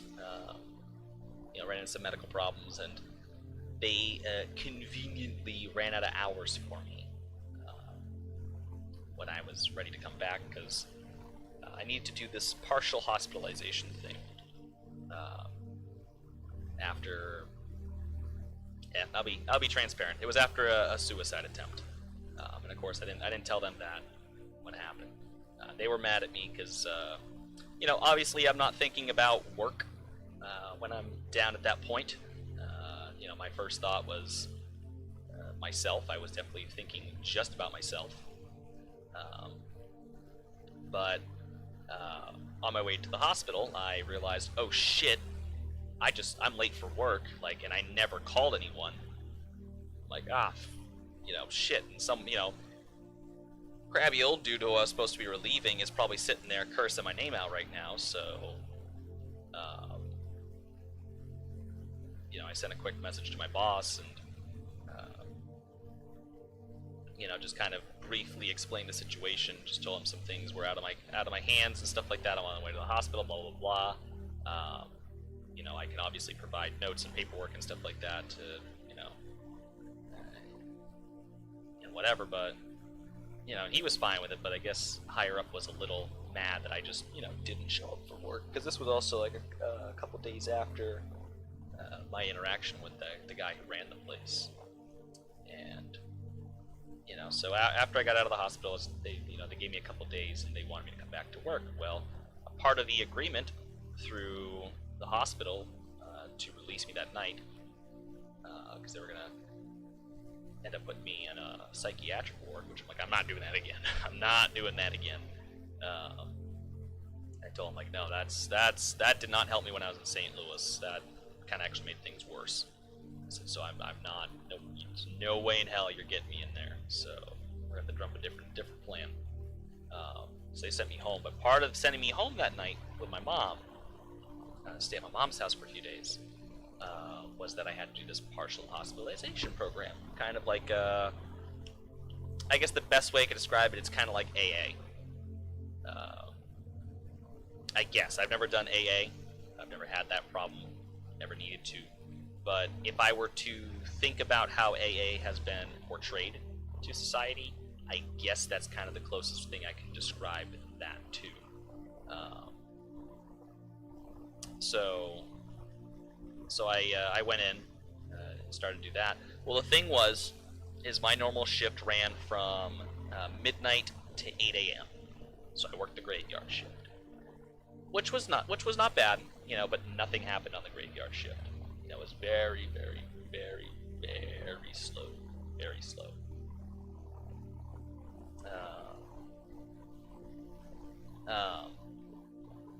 So that was up near Rigby Yard in South Portland. where I was, working out of. I then would have to get in my car and drive 20 minutes south, after waiting for, and mind you, just because I have this thing, I still have to wait for my relief to show up to man my post. So I can't just leave because I have something going on, because that was something I discussed with them, like, well, if you could try and stay until your relief shows up, that'd be greatly appreciated. I'm like, no, I have to be there. Like, I can't just show up late because the insurance company is paying for this, and if they just see that I'm showing up late consistently, they're like, oh, well, he doesn't really want to get better, we're not paying for this. The insurance company's going to look at every single thing they can do to get out of paying for it. So, I need this. Like, I gotta learn how to appreciate my life and, or at least learn the tools to, not keep ending up in this situation, because this is getting old. So, I have to be there at 8:30 when this thing starts up. So, I did the first 2 days just fine. No problem. My company called me up and asked me to just try and work a shift. They would try and make accommodations, and they would try to make sure that I was out of there at that prescribed time so I could, get there. So I did my shift, and sure as shit, there was questions of whether my relief was going to show up, and one of my managers came in to make sure that I was able to go. Because apparently he had run seminars and programs for people like me, because I guess someone found out, because I kind of confided to a coworker I was close to, because she would kind of remind me of my grandma, but I'd learned the hard way that she had a big mouth and liked to talk about everyone to everyone else. So she had kind of blabbed what was going on in my world to anyone that would listen. And so this manager who had run some programs found out and obviously came in to make sure that I was good to go. So he came in, and as we were kind of exchanging just words, and he's kind of explaining to me that he knew, and he just wanted to make sure that I am aware that people know, because so-and-so started blabbing about it all. Like, cool. And he told me that this company doesn't own me, that truly at the end of the day, our job is safe here because we're so understaffed, but at the same point, you need to go get yourself taken care of first. This job can go fuck itself. Jobs will come and go, and you're young. You're 20, at the time I was 23. He's like, you're 23, you got plenty of time ahead of you to get this stuff squared away and figured out, but you only got one life, and you can't, try again at that. So go get yourself squared away, and this job will still be here when you're ready to come back. Basically his way of saying, no, fuck that, you're not going to sit here all night, and if anyone tries to tell you otherwise, you are a protected category, because, it's relating to some medical things. And why is it still a Norwegian keyboard? It's not actually rotating the textures. So, 8 o'clock I left, been up all night. I've been up since about, I'd say probably about 9:30 the night before. Or no, I woke up because I would have supper, because I was still living at my aunt's house. I'd have supper, or that was actually beforehand. I was now living at home because I moved in right around the beginning of December. But originally I'd get up at 5 and have supper with my aunt as my breakfast and her family. Then I'd truck off to work. Some hours later I'd just get up and interact with my friends and then go to work. But the thing is that I'd been up just about all day, and I was still in a very weird state. I wasn't sleeping well, Mind was still kind of going on its bullshit. So I got there, and the whole time I was falling asleep, and, at one point my head fell and banged off the desk. And it was kind of disruptive, and I felt really bad for everyone else there, because, everyone else there is trying to learn, and we're all there for very similar reasons.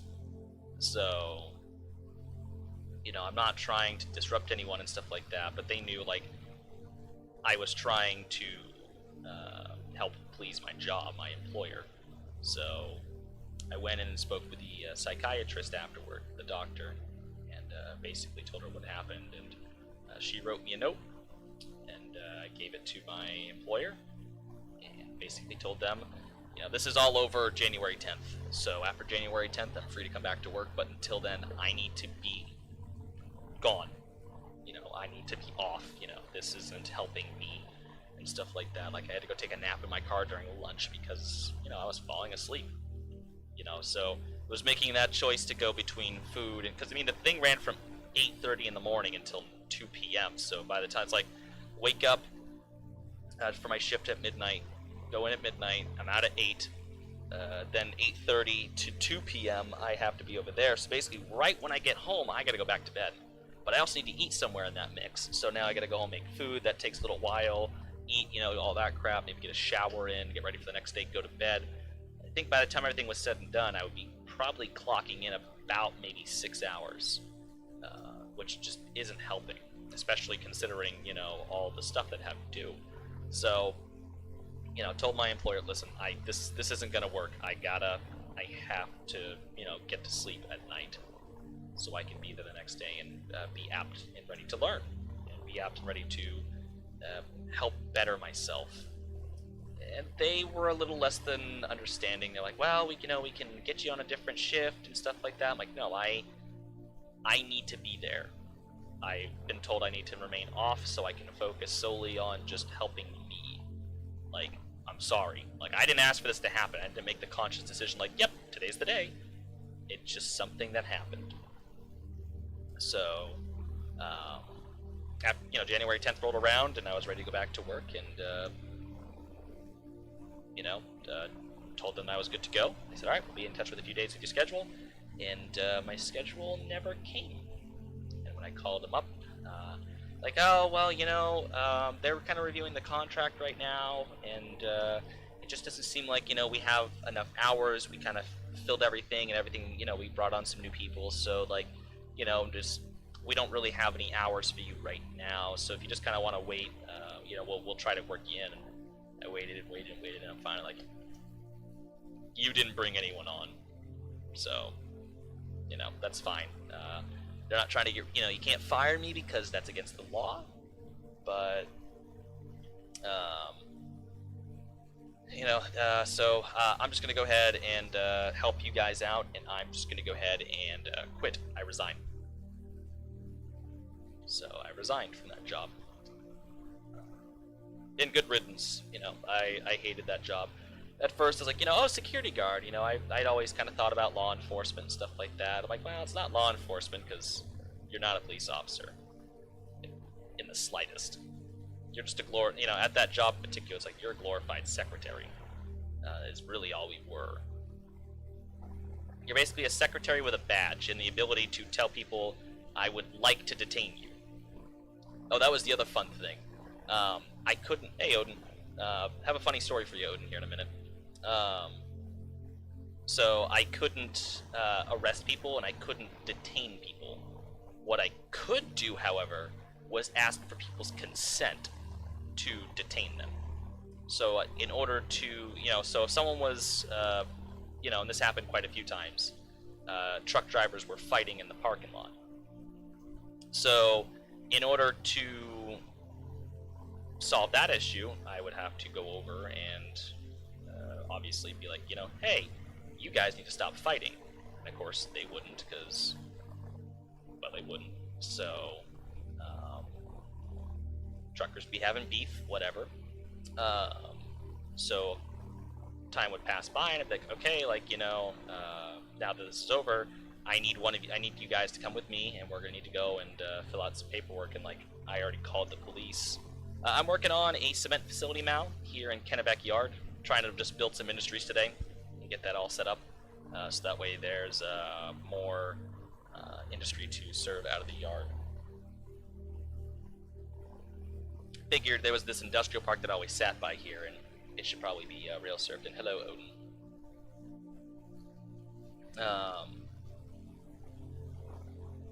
Well, yeah, but like,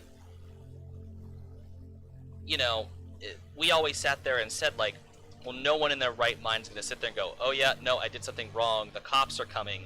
I need to go with this guy so I can, go face the music. The person in the right totally would come with us and stuff like that.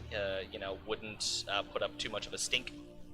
Yeah, he would totally, the guy who was usually the one who was attacked would definitely come with us. But the one who was the one at fault, most certainly not. And it's like, I could be sitting there watching the whole thing, and it's like, I don't have a baton. I don't have handcuffs. I don't have pepper spray. I don't have a taser. Obviously, we don't have a gun, because you're not going to give a security guard a gun. But it's like, I don't have any way of defending myself. Hey, Topes. And the big thing that always kind of concerned me and the other guards was, a very, very large number of people working at that facility were ex-convicts. Guys, who were charged with not entirely heinous crimes, but definitely don't have a keen love for law enforcement or someone who is enforcing the rules. But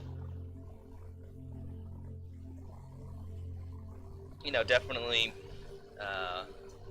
wouldn't mind thwacking a security guard as kind of way being like, fuck the man or whatever, because it's happened a couple of times. Oh, hold on, it's Toby time. It is Toby time, he is awake. For all those people in the chat who have a cat, go pet your cat right now, if you're able. Oh. Come here, you're a cat. Oh. Yes, Ethan, kind of exactly. Like, a middle-aged woman is so much more armed than I am. Toby, what are you gonna do? Oh, now you're a lap cat? Okay, now you're a lap cat. You're very strange today, Topes. Oh, there he goes.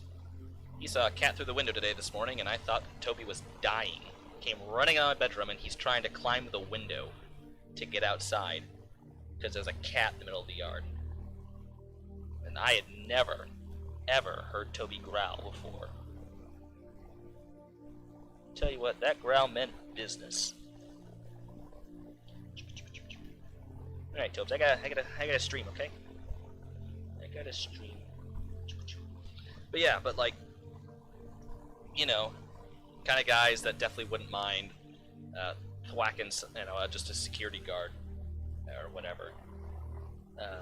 But you got these big truck drivers fighting and stuff like that, and there was a couple of times actually sitting in the guards, the shack out by where the truck's coming, because I had to check in the truck drivers. It's like, there was a truck driver once who, he didn't have the right paperwork. He was damned and determined that his trailer needed to be at the facility, but without the right paperwork, you ain't getting in. Like, you don't have paperwork, you're not entering. And, he's like, well, yes, I am. And I'm like, no, you're not. You're going to go through that gate, you're going to turn around, and you're going to leave. And that's that. And if you don't leave, then the South Portland police will make you leave.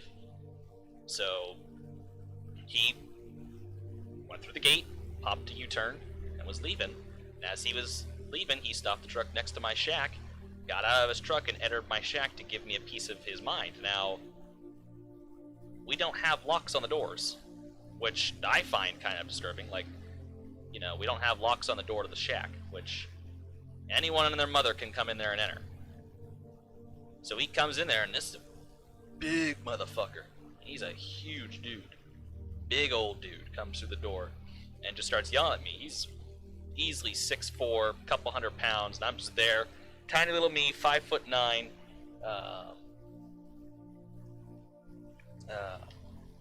Second.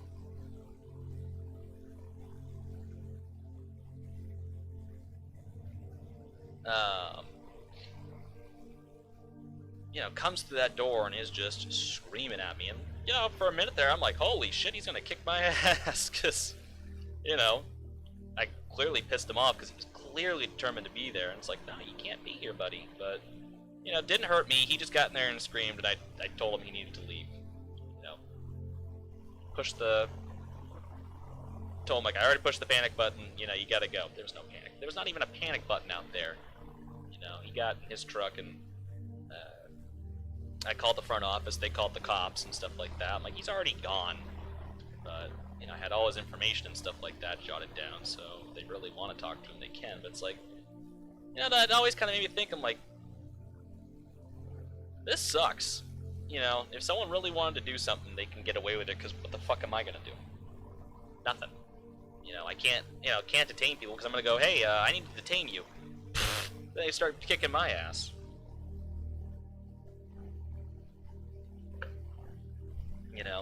It was just the stupidest thing in the world.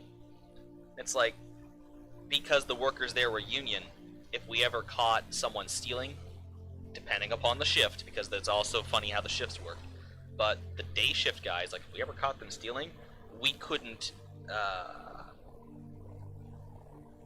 talk to them about it, and we also couldn't detain them without getting the union first. And if we got the union first, then, of course, they'd be out to save that guy's job and stuff like that. And so, and I totally understand the whole point of union and stuff like that, but it was just kind of like, it was just a very weird dynamic. And I'm like, how this all worked out. It's like, the more I thought about it, and the more I talked with a lot of my coworkers, including that one manager who told me to worry about myself, like, we're just secretaries. We are just over-glorified secretaries is all we are. We are not doing anything important here. So to call ourselves security guards was kind of a joke. I'd never work there again. Yeah, I'd never do security again, because like a lot of jobs that were popping up were security jobs. I'm like, yeah, I'd love to do that again. There were some aspects about it that I liked, but the more I thought about it, I'm like, there's just also so much more that I really don't. So, howdy, RT fan. But it was just a shit job. But I'm ready to get back to work and doing something that I actually enjoy. Working with Jets at Delta, or well, Delta Global Services. I'm not actually employed by Delta.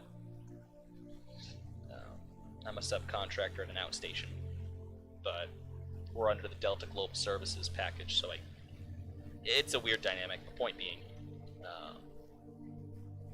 so just eager to get back to work. I'm sick of sitting home all day.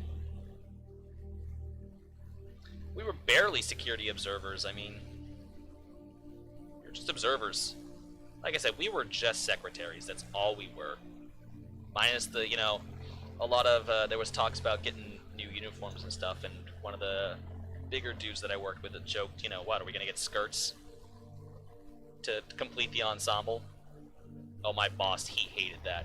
He hated that. Because he loved working for Hannaford's and whatnot. He really, really enjoyed working that contract and whatnot, because around the holidays, Hannaford's would kind of treat everyone and give them like hams or turkeys for the holidays and stuff. And actually, when I was there through Christmas, and yeah, they skimped the security guards out for Christmas that year, because I was all excited. I'm like, oh cool, I'll get like Christmas ham and stuff, and nope, they skimped the security guards out that year. Hey, Tobes.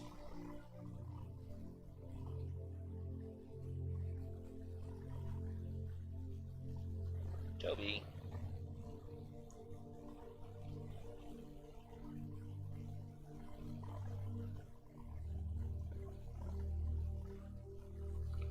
Be a cat. But yeah, it was just shit. Like I said, I would never go back and do that again. I would never wish to do another security job ever. Like, on the list of things, I would and wouldn't do, that is highly on the will not do again.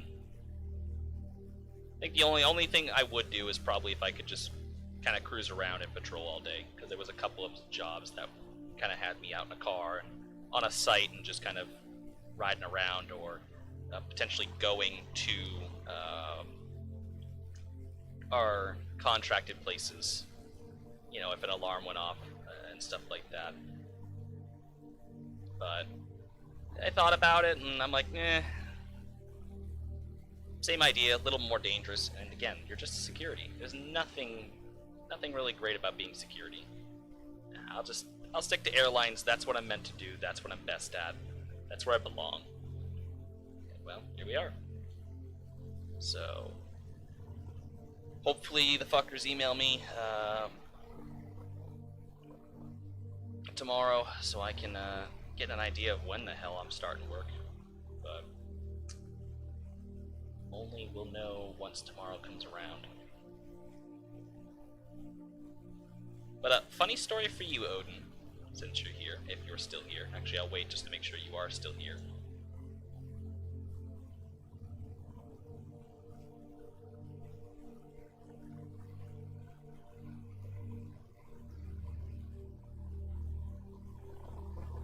Long delay, have to wait for that to kind of clear by.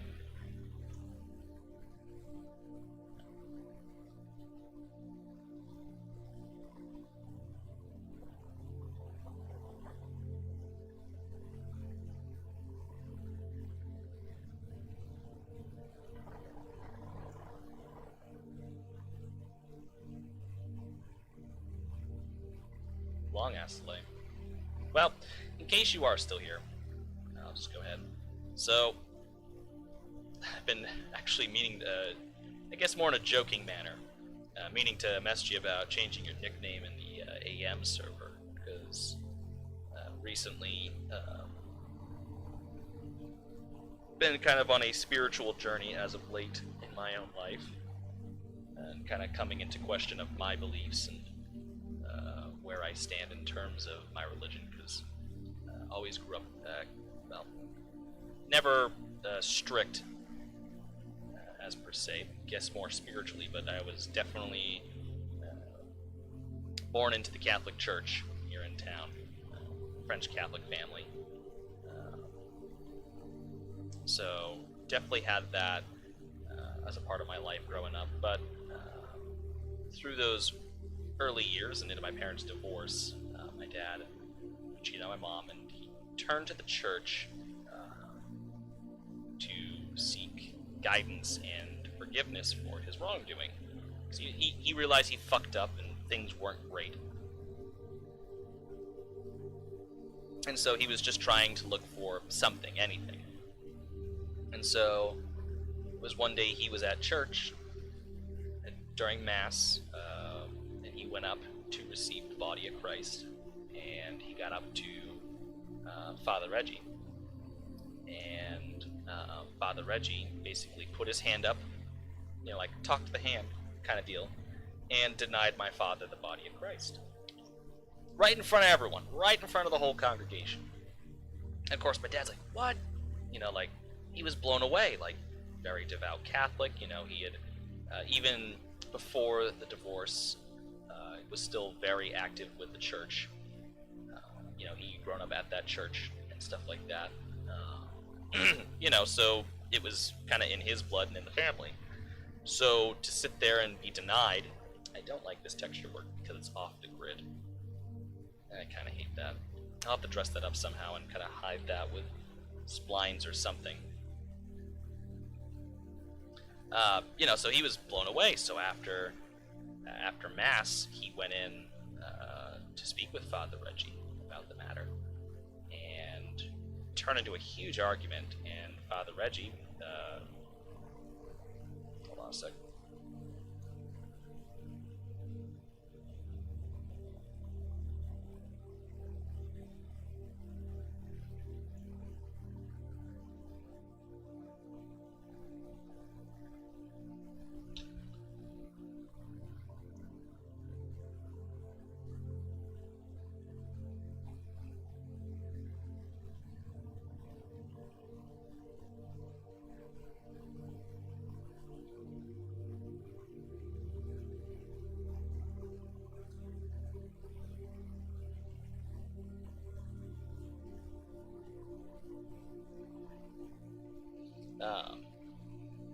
and basically it ended up to the point where my dad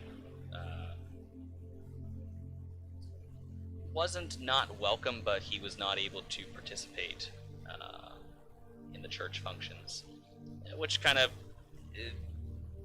is wrong in a lot of senses, because,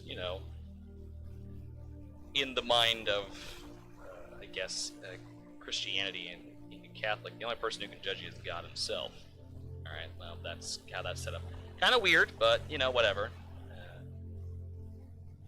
Don't really understand how that all works, but that's how that works, I guess. So I'm told. So, the guy who's supposed to lead and guide us is now judging my father based off of one of his actions.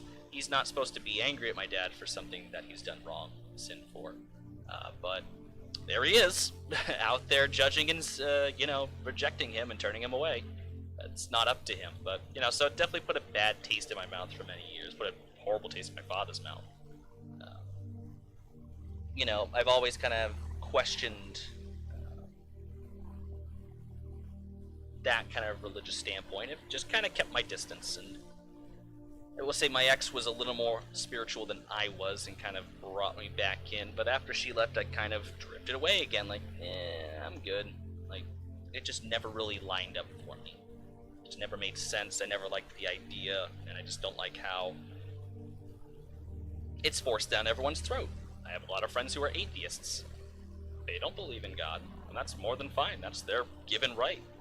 As a human, you can believe in whatever the fuck you want to believe in.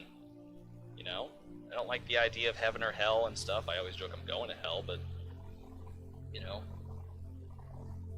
I don't know where we go after this. Maybe we become like a speck of dust on the side of the road. Who knows? But we'll never know. But the thing is, hold on a second.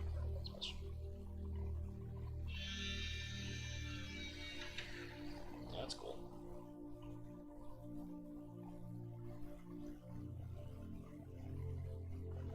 Yes, Toby, hello. And recently, I think it just kind of came to a head, because I was trying to talk about something somewhere, just trying to get some help, kind of tying back into the whole mental well-being. And I guess the lady I was talking with was a little more on the spiritual mindset. And I was looking just for some good words of, what can I do today? And every time I'd ask her, she's like, well, go to church. Go to church. Go to church. Attend a sermon. Go to church. And I'm like, lady, you tell me to go to church one more time, I'm going to shove the steeple up your ass. My end-all solution for someone who already struggles at getting out of bed in the morning to eat food is not to go to church. I can't be bothered to get out of bed to do the most basic things like eat. I can't. So what makes you think, in order to help myself today, is going to be get out of bed, drive halfway across fucking town, or to another town, when I'm also lacking gas, to attend a church sermon? Also, church sermons are at ungodly hours of the morning, like 9 or 10 a.m. I don't exist at 9 or 10 a.m. I exist, Oh, no worries, Mel. I don't exist. I exist at 5 in the morning. I know there's night sermons, but honestly, the last thing on my mind is to now devote 2 to 3 or maybe less, I don't know how many hours of my day, to something that I just don't want to, because my mind's not gonna be there. Like, when I did that partial hospitalization thing, I kind of struggled because, well, my mind likes to wander. I think a lot about the Carrabassett. I have a very creative mind. It likes to wander. If I'm doing something that I truly love, like flying an airplane, I have no problems. Driving a car, even if I'm going somewhere I don't want to go, I have no problems with that. But if I'm just sitting there and someone's blabbing on and droning on, sometimes I struggle to just retain what they're spewing out of their pie hole. So, if you think I'm gonna drag my sorry ass to church or get online and attend a virtual sermon, then lady, you are sorely mistaken. I didn't come here to be told just go to church. If I wanted to go to church, I would have gone to a fucking Jehovah's Witness ceremony or whatever the fuck it is, or I would have waited for one of them to show up at my door, like they used to, and I made the mistake one day because I thought the old lady needed directions. Well, she did, but she was also a Jehovah. Could have been a ploy, honestly, to sit there and just, you know, suck me into it all. Anyways, before I get sidetracked, the point being, you know, I'm not going to church, alright? So, we're gonna need to figure out a different idea. And she's like, well, God will help you find everything you need. I'm like, he's done a fantastic job so far. You know, and I said something probably like that. You know, and she's like, well, you see, the problem is you're not allowing God to enter. You know, you're not letting him in. If you keep shutting him out and saying these things and stuff like that, you know, he's not going to want to help you. I'm like, isn't he supposed to forgive and love everyone regardless of how you feel about him? Well, yes, but... Okay, see, that's where you're contradicting yourself. You can't yes, but me. It's either yes or no. There is no yes, but. When you yes, but me, you're now agreeing with me, but you're also trying to drive home your idea.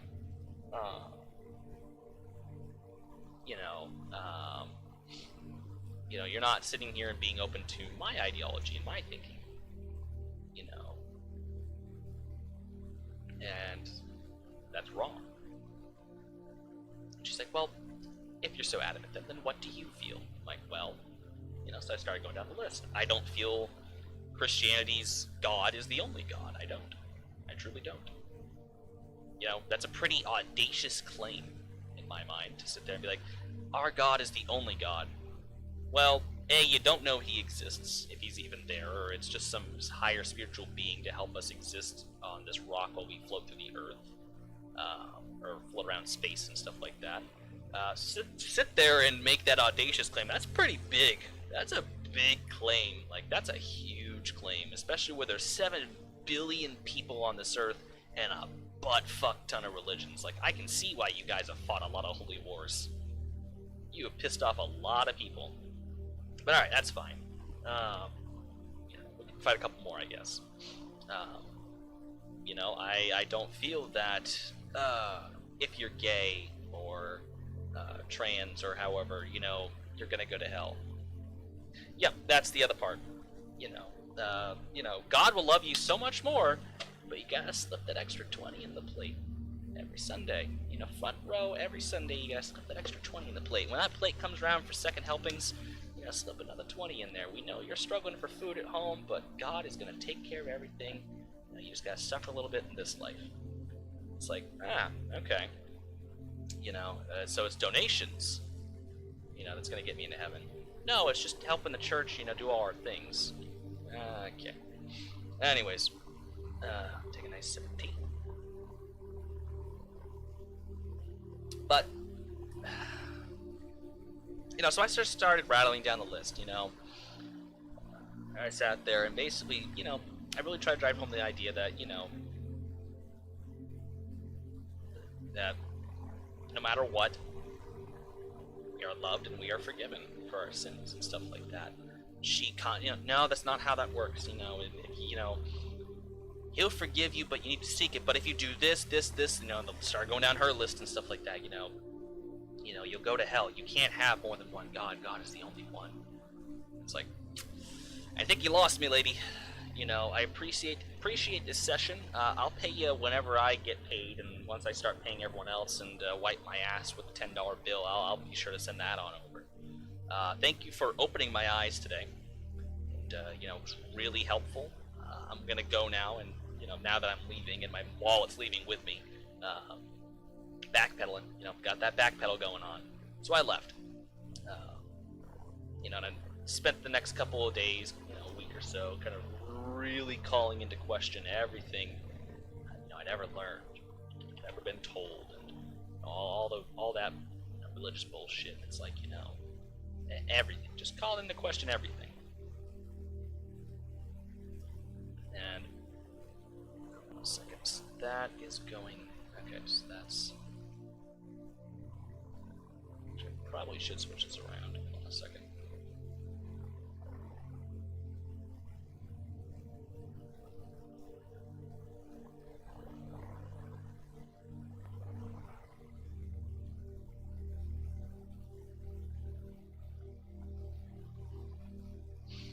So I guess the long, convoluted point I was trying to drive home, Odin, is, I started looking into, alright, so how do I feel about this, and whatnot. Started looking at things from a more open mindset, and started getting in touch with my native roots a little more, I guess, and started looking at what they believe in, and started talking with some people. Have a good night, B-Mac. And what I believe in, and I kind of came to pagan. Kind of came to paganism.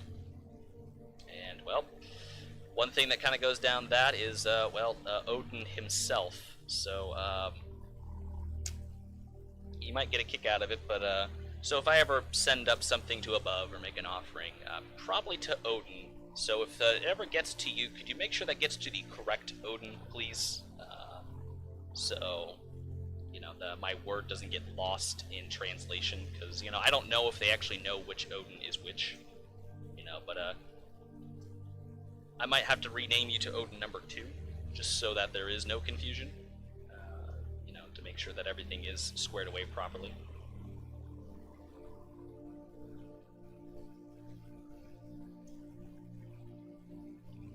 But yeah, like I said, the meaning to touch base with you on that one, that front right there. It's a long, convoluted story about why the church sucks. Kind of led us right back to there. So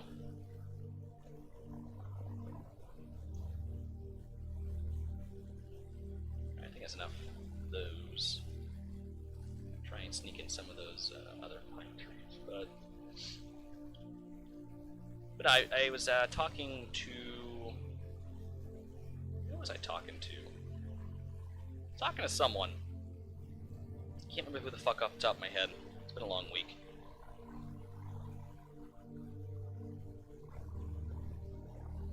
And was telling them about that, just something that's been helping me personally, been actually kind of helping me in my journey and making myself feel better. And that, at the end of the day, is a personal victory. As long as I can be happy and feel better and, truly just be able to turn to something in times where maybe things aren't so lovely. It's ultimately what I'm out here just trying to do. But I was telling someone, it was one of my more spiritual friends, and kind of sparked a large argument, because X, Y, and Z, and you can't just go out doing that, and you're gonna go to hell. And it's like, well, I do hear hell is very warm, and I do like warm. I get along just fine. Toby, I get along just fine with warm. So I don't particularly mind that too much. So all that bullshit, and just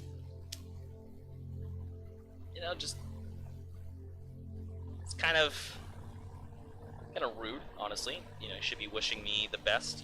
Kind of happy that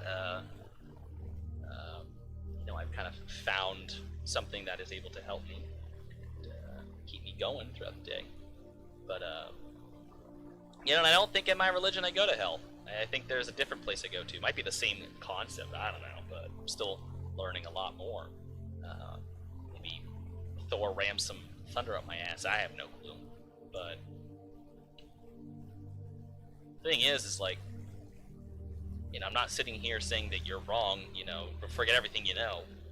If that's what you do, go right ahead. Makes you happy. But I'm over here doing what makes me happy and what I feel is truly best for me. And I think to sit here and to be angry at me for said reason, that's kind of shitty. If you ask me, that's kind of really shitty. So,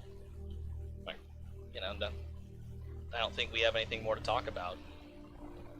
Last thing they told me was to go burn in hell. I'm like, alright, cool.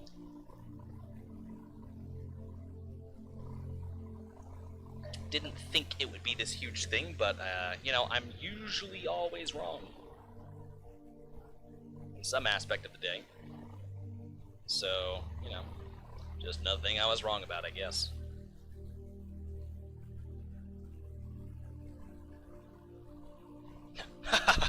Personal victory for the Central. Absolutely, it's always a victory for the Central. Honestly, we should all just convert to Rodneyism. You know, we abide and live by the Central. Fuck the pigtail motherfuckers. We'll fight that holy war another day. Toby, you're just looking for all this attention, and I can't give it to you right now, buddy. I'm streaming. Why don't you go? Why don't you go see Mal? Mal will pet you. Mal, pet my cat, please. He's a whore.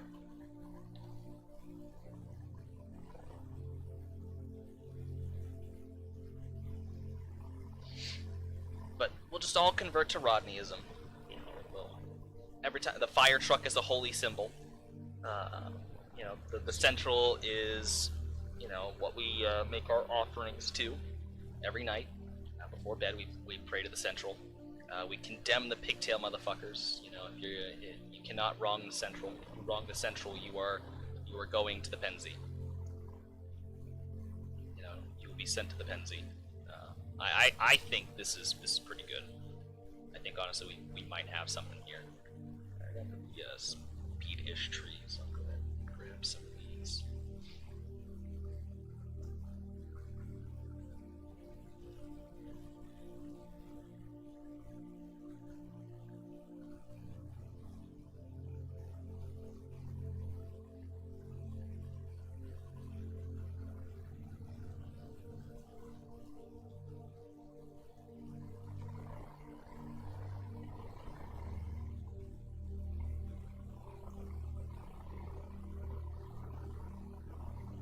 Yes, Rodneyism. Rodney Kantorsky. Or we can call it Kantorskyism. That kind of sounds like something you do when, like, you pulled a muscle, but anyways.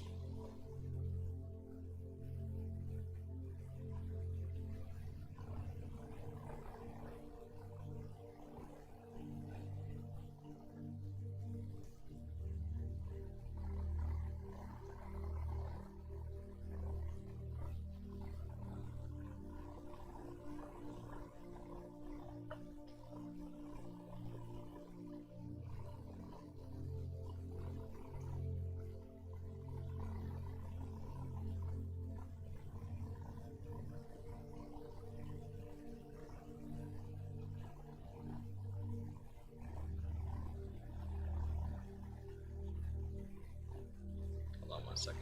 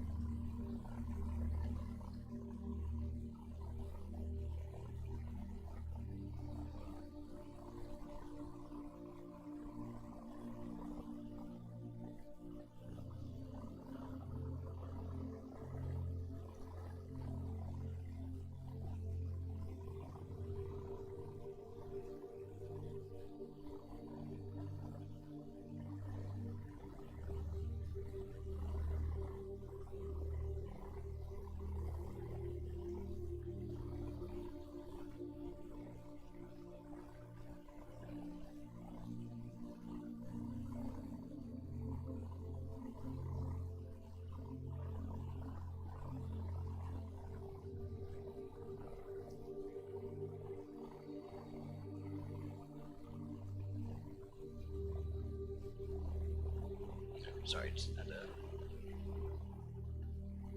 I was to say, you were telling me about the other night, Ethan, about showerism. A perpetual shower where the water is just the perfect temperature. And yes, you never run out of soap. Now, what about conditioner? When you run out of conditioner? Because honestly, I found out that the 2-in-1 shit kind of not good for you.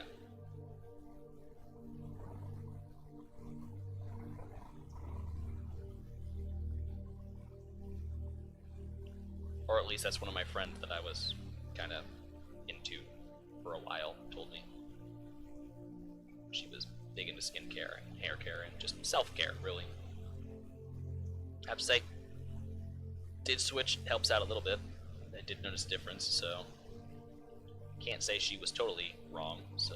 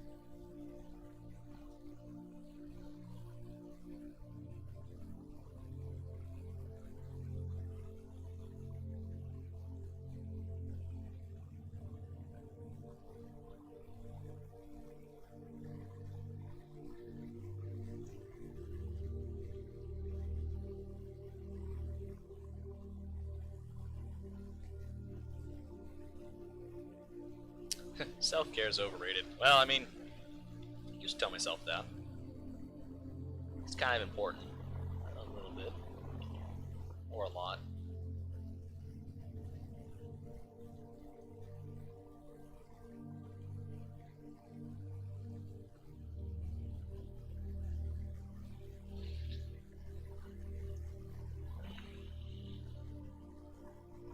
Is that Moose? I thought he was appearing as Moose last time he was in here. Actually, that is Moose. Moose, you deep voice motherfucking asshole, get out of here.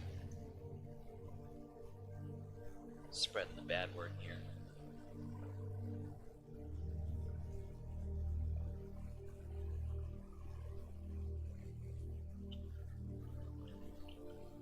I hate placing trees sometimes.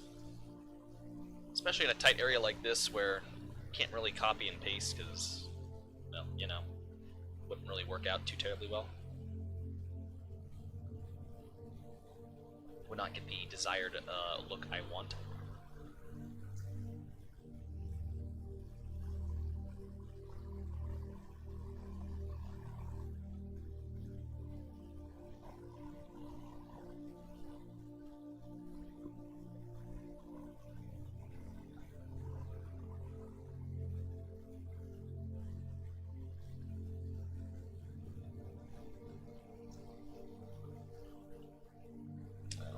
Oh, shit, come back. No, we do need up here. Birch. That's bush. Birch, that's tiny birch. Birch, that's bigger birch. A bigger birch. Birch! Aha! What a victory.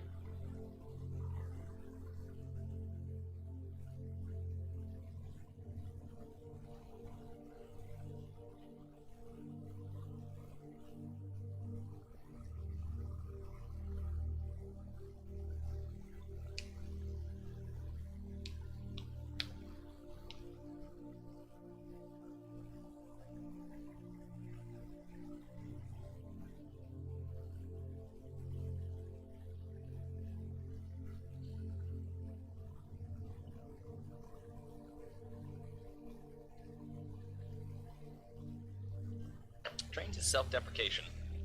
All the bullshit we put ourselves through.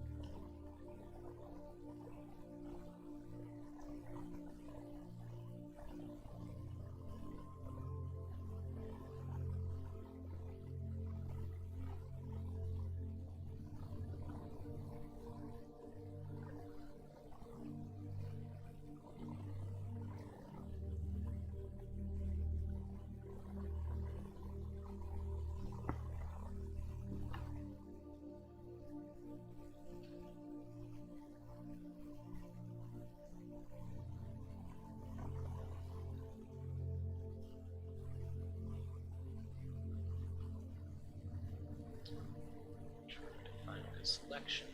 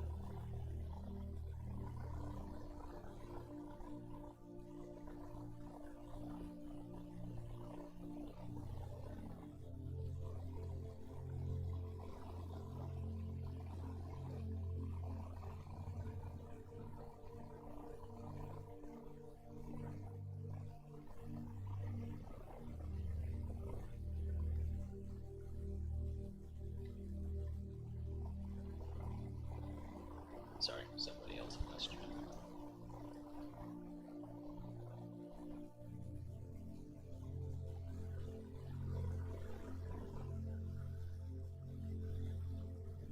Now, Moose, it's a good bush spline to use that would possibly fit in here, that would work well. Since I don't inherently want to kill your computer.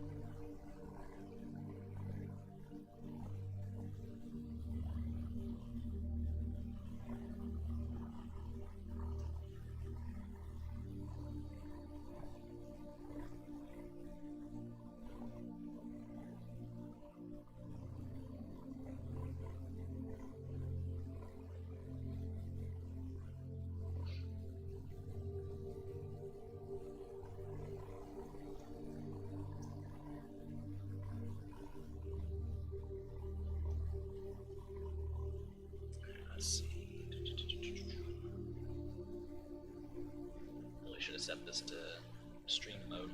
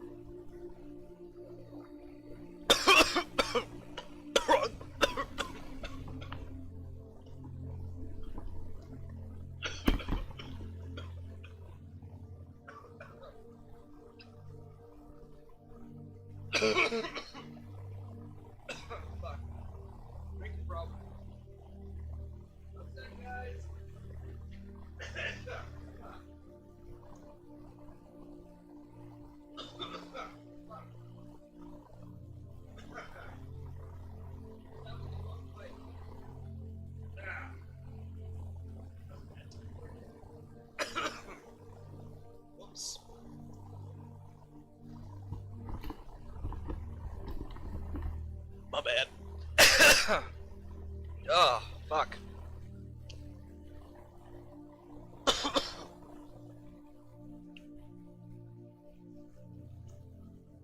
Ugh. So, pro tip, when drinking something liquid, when taking a sip, don't breathe. Kinda bad for your health.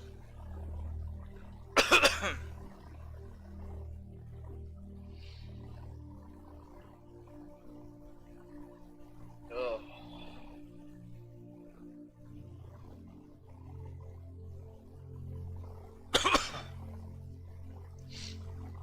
I'm gonna take a second. I'll be right back, guys. Sorry.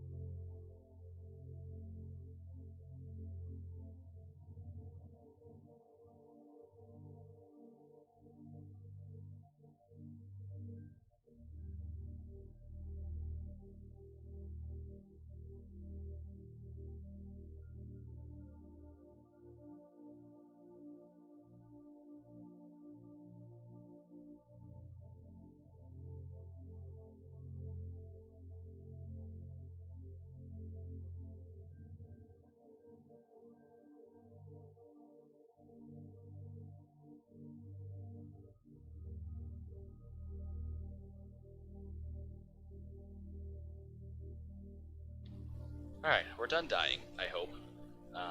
Yep, so again, pro tip, ever drinking something, be sure to not want to breathe while you are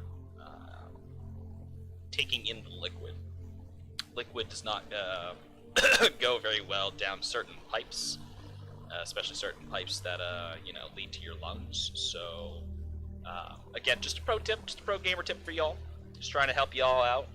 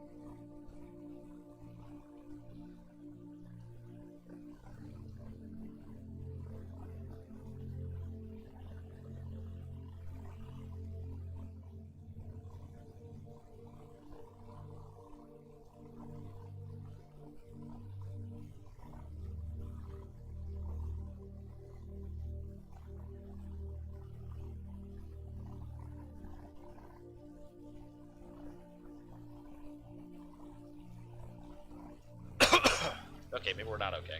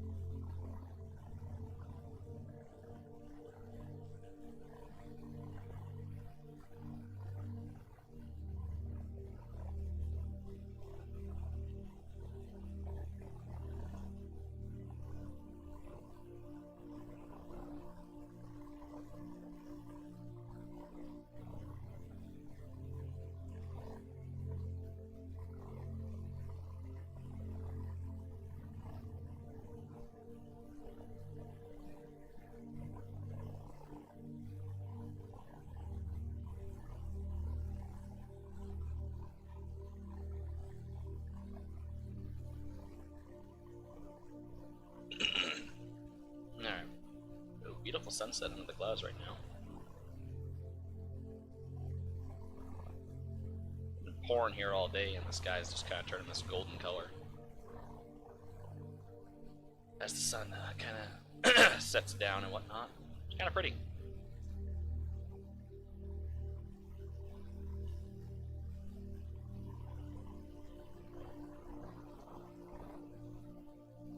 It's kind of very pretty, actually.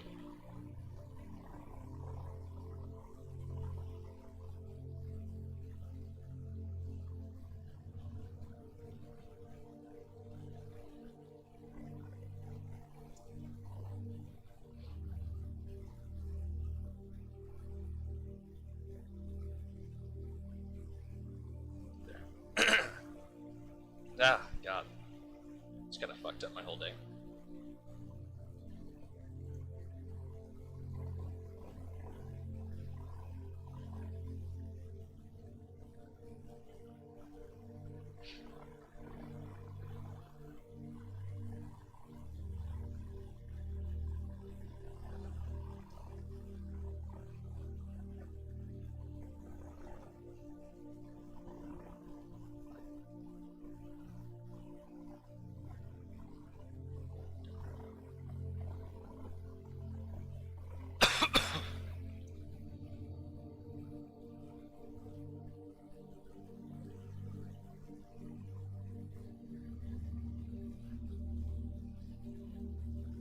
Probably get going on some of the other industries here in a minute.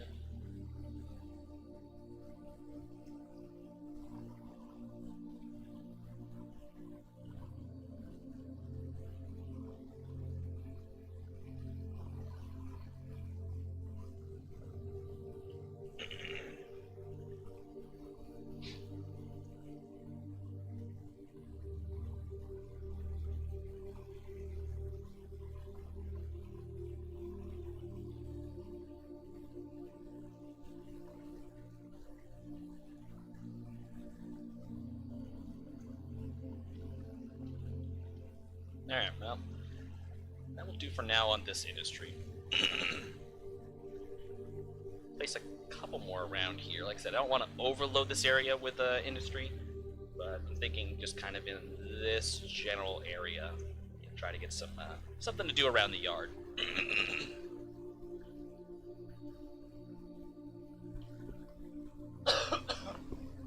Fucking Christ. The sky is just absolutely gorgeous right now.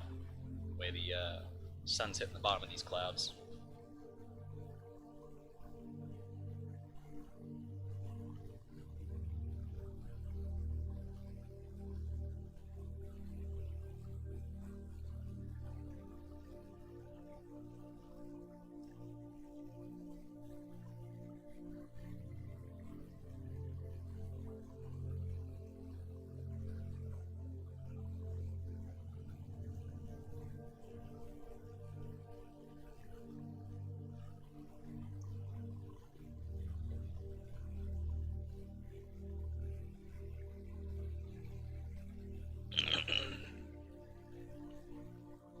let's see what Joe's got in terms of industries.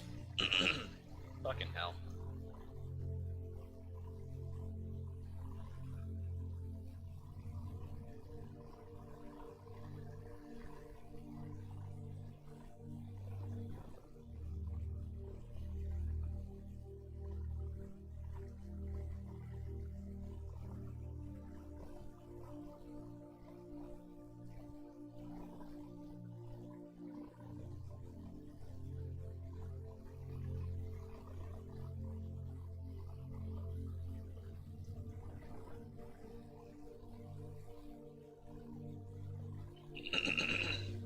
Jesus Christ. Fucking Christ. There it is. Alright, so he's got that. That's kind of nice. That. Kind of a little too big. That could actually work.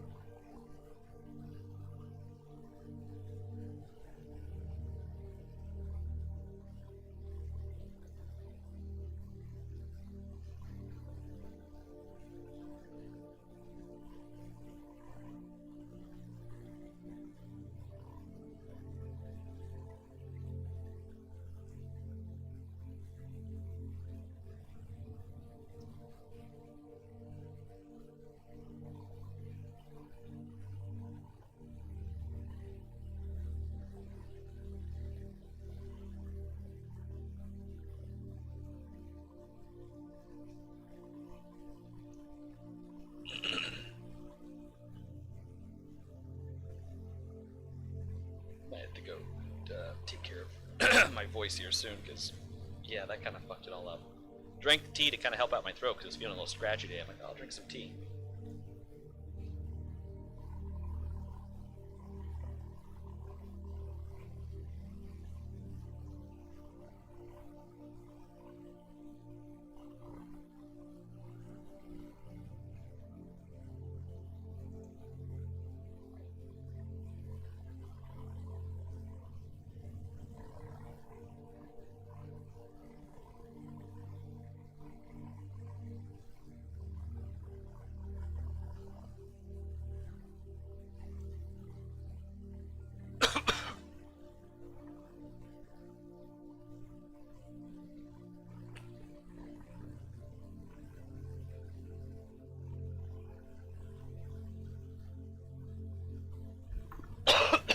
Fucking hell.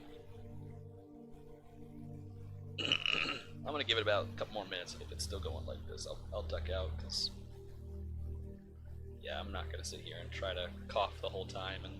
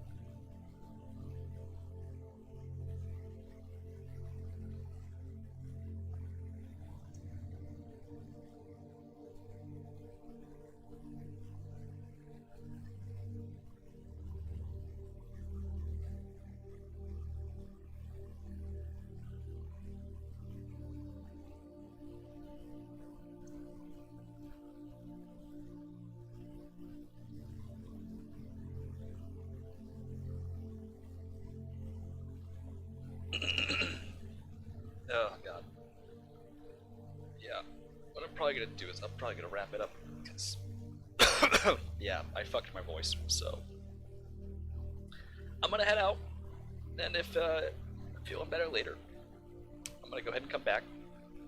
I probably should also eat too.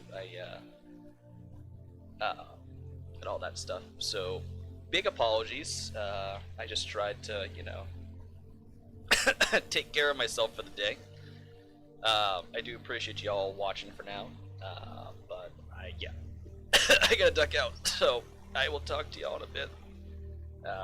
Remember, drinking, don't breathe at the same time. It leads to problems. So I'll catch y'all on the flip side.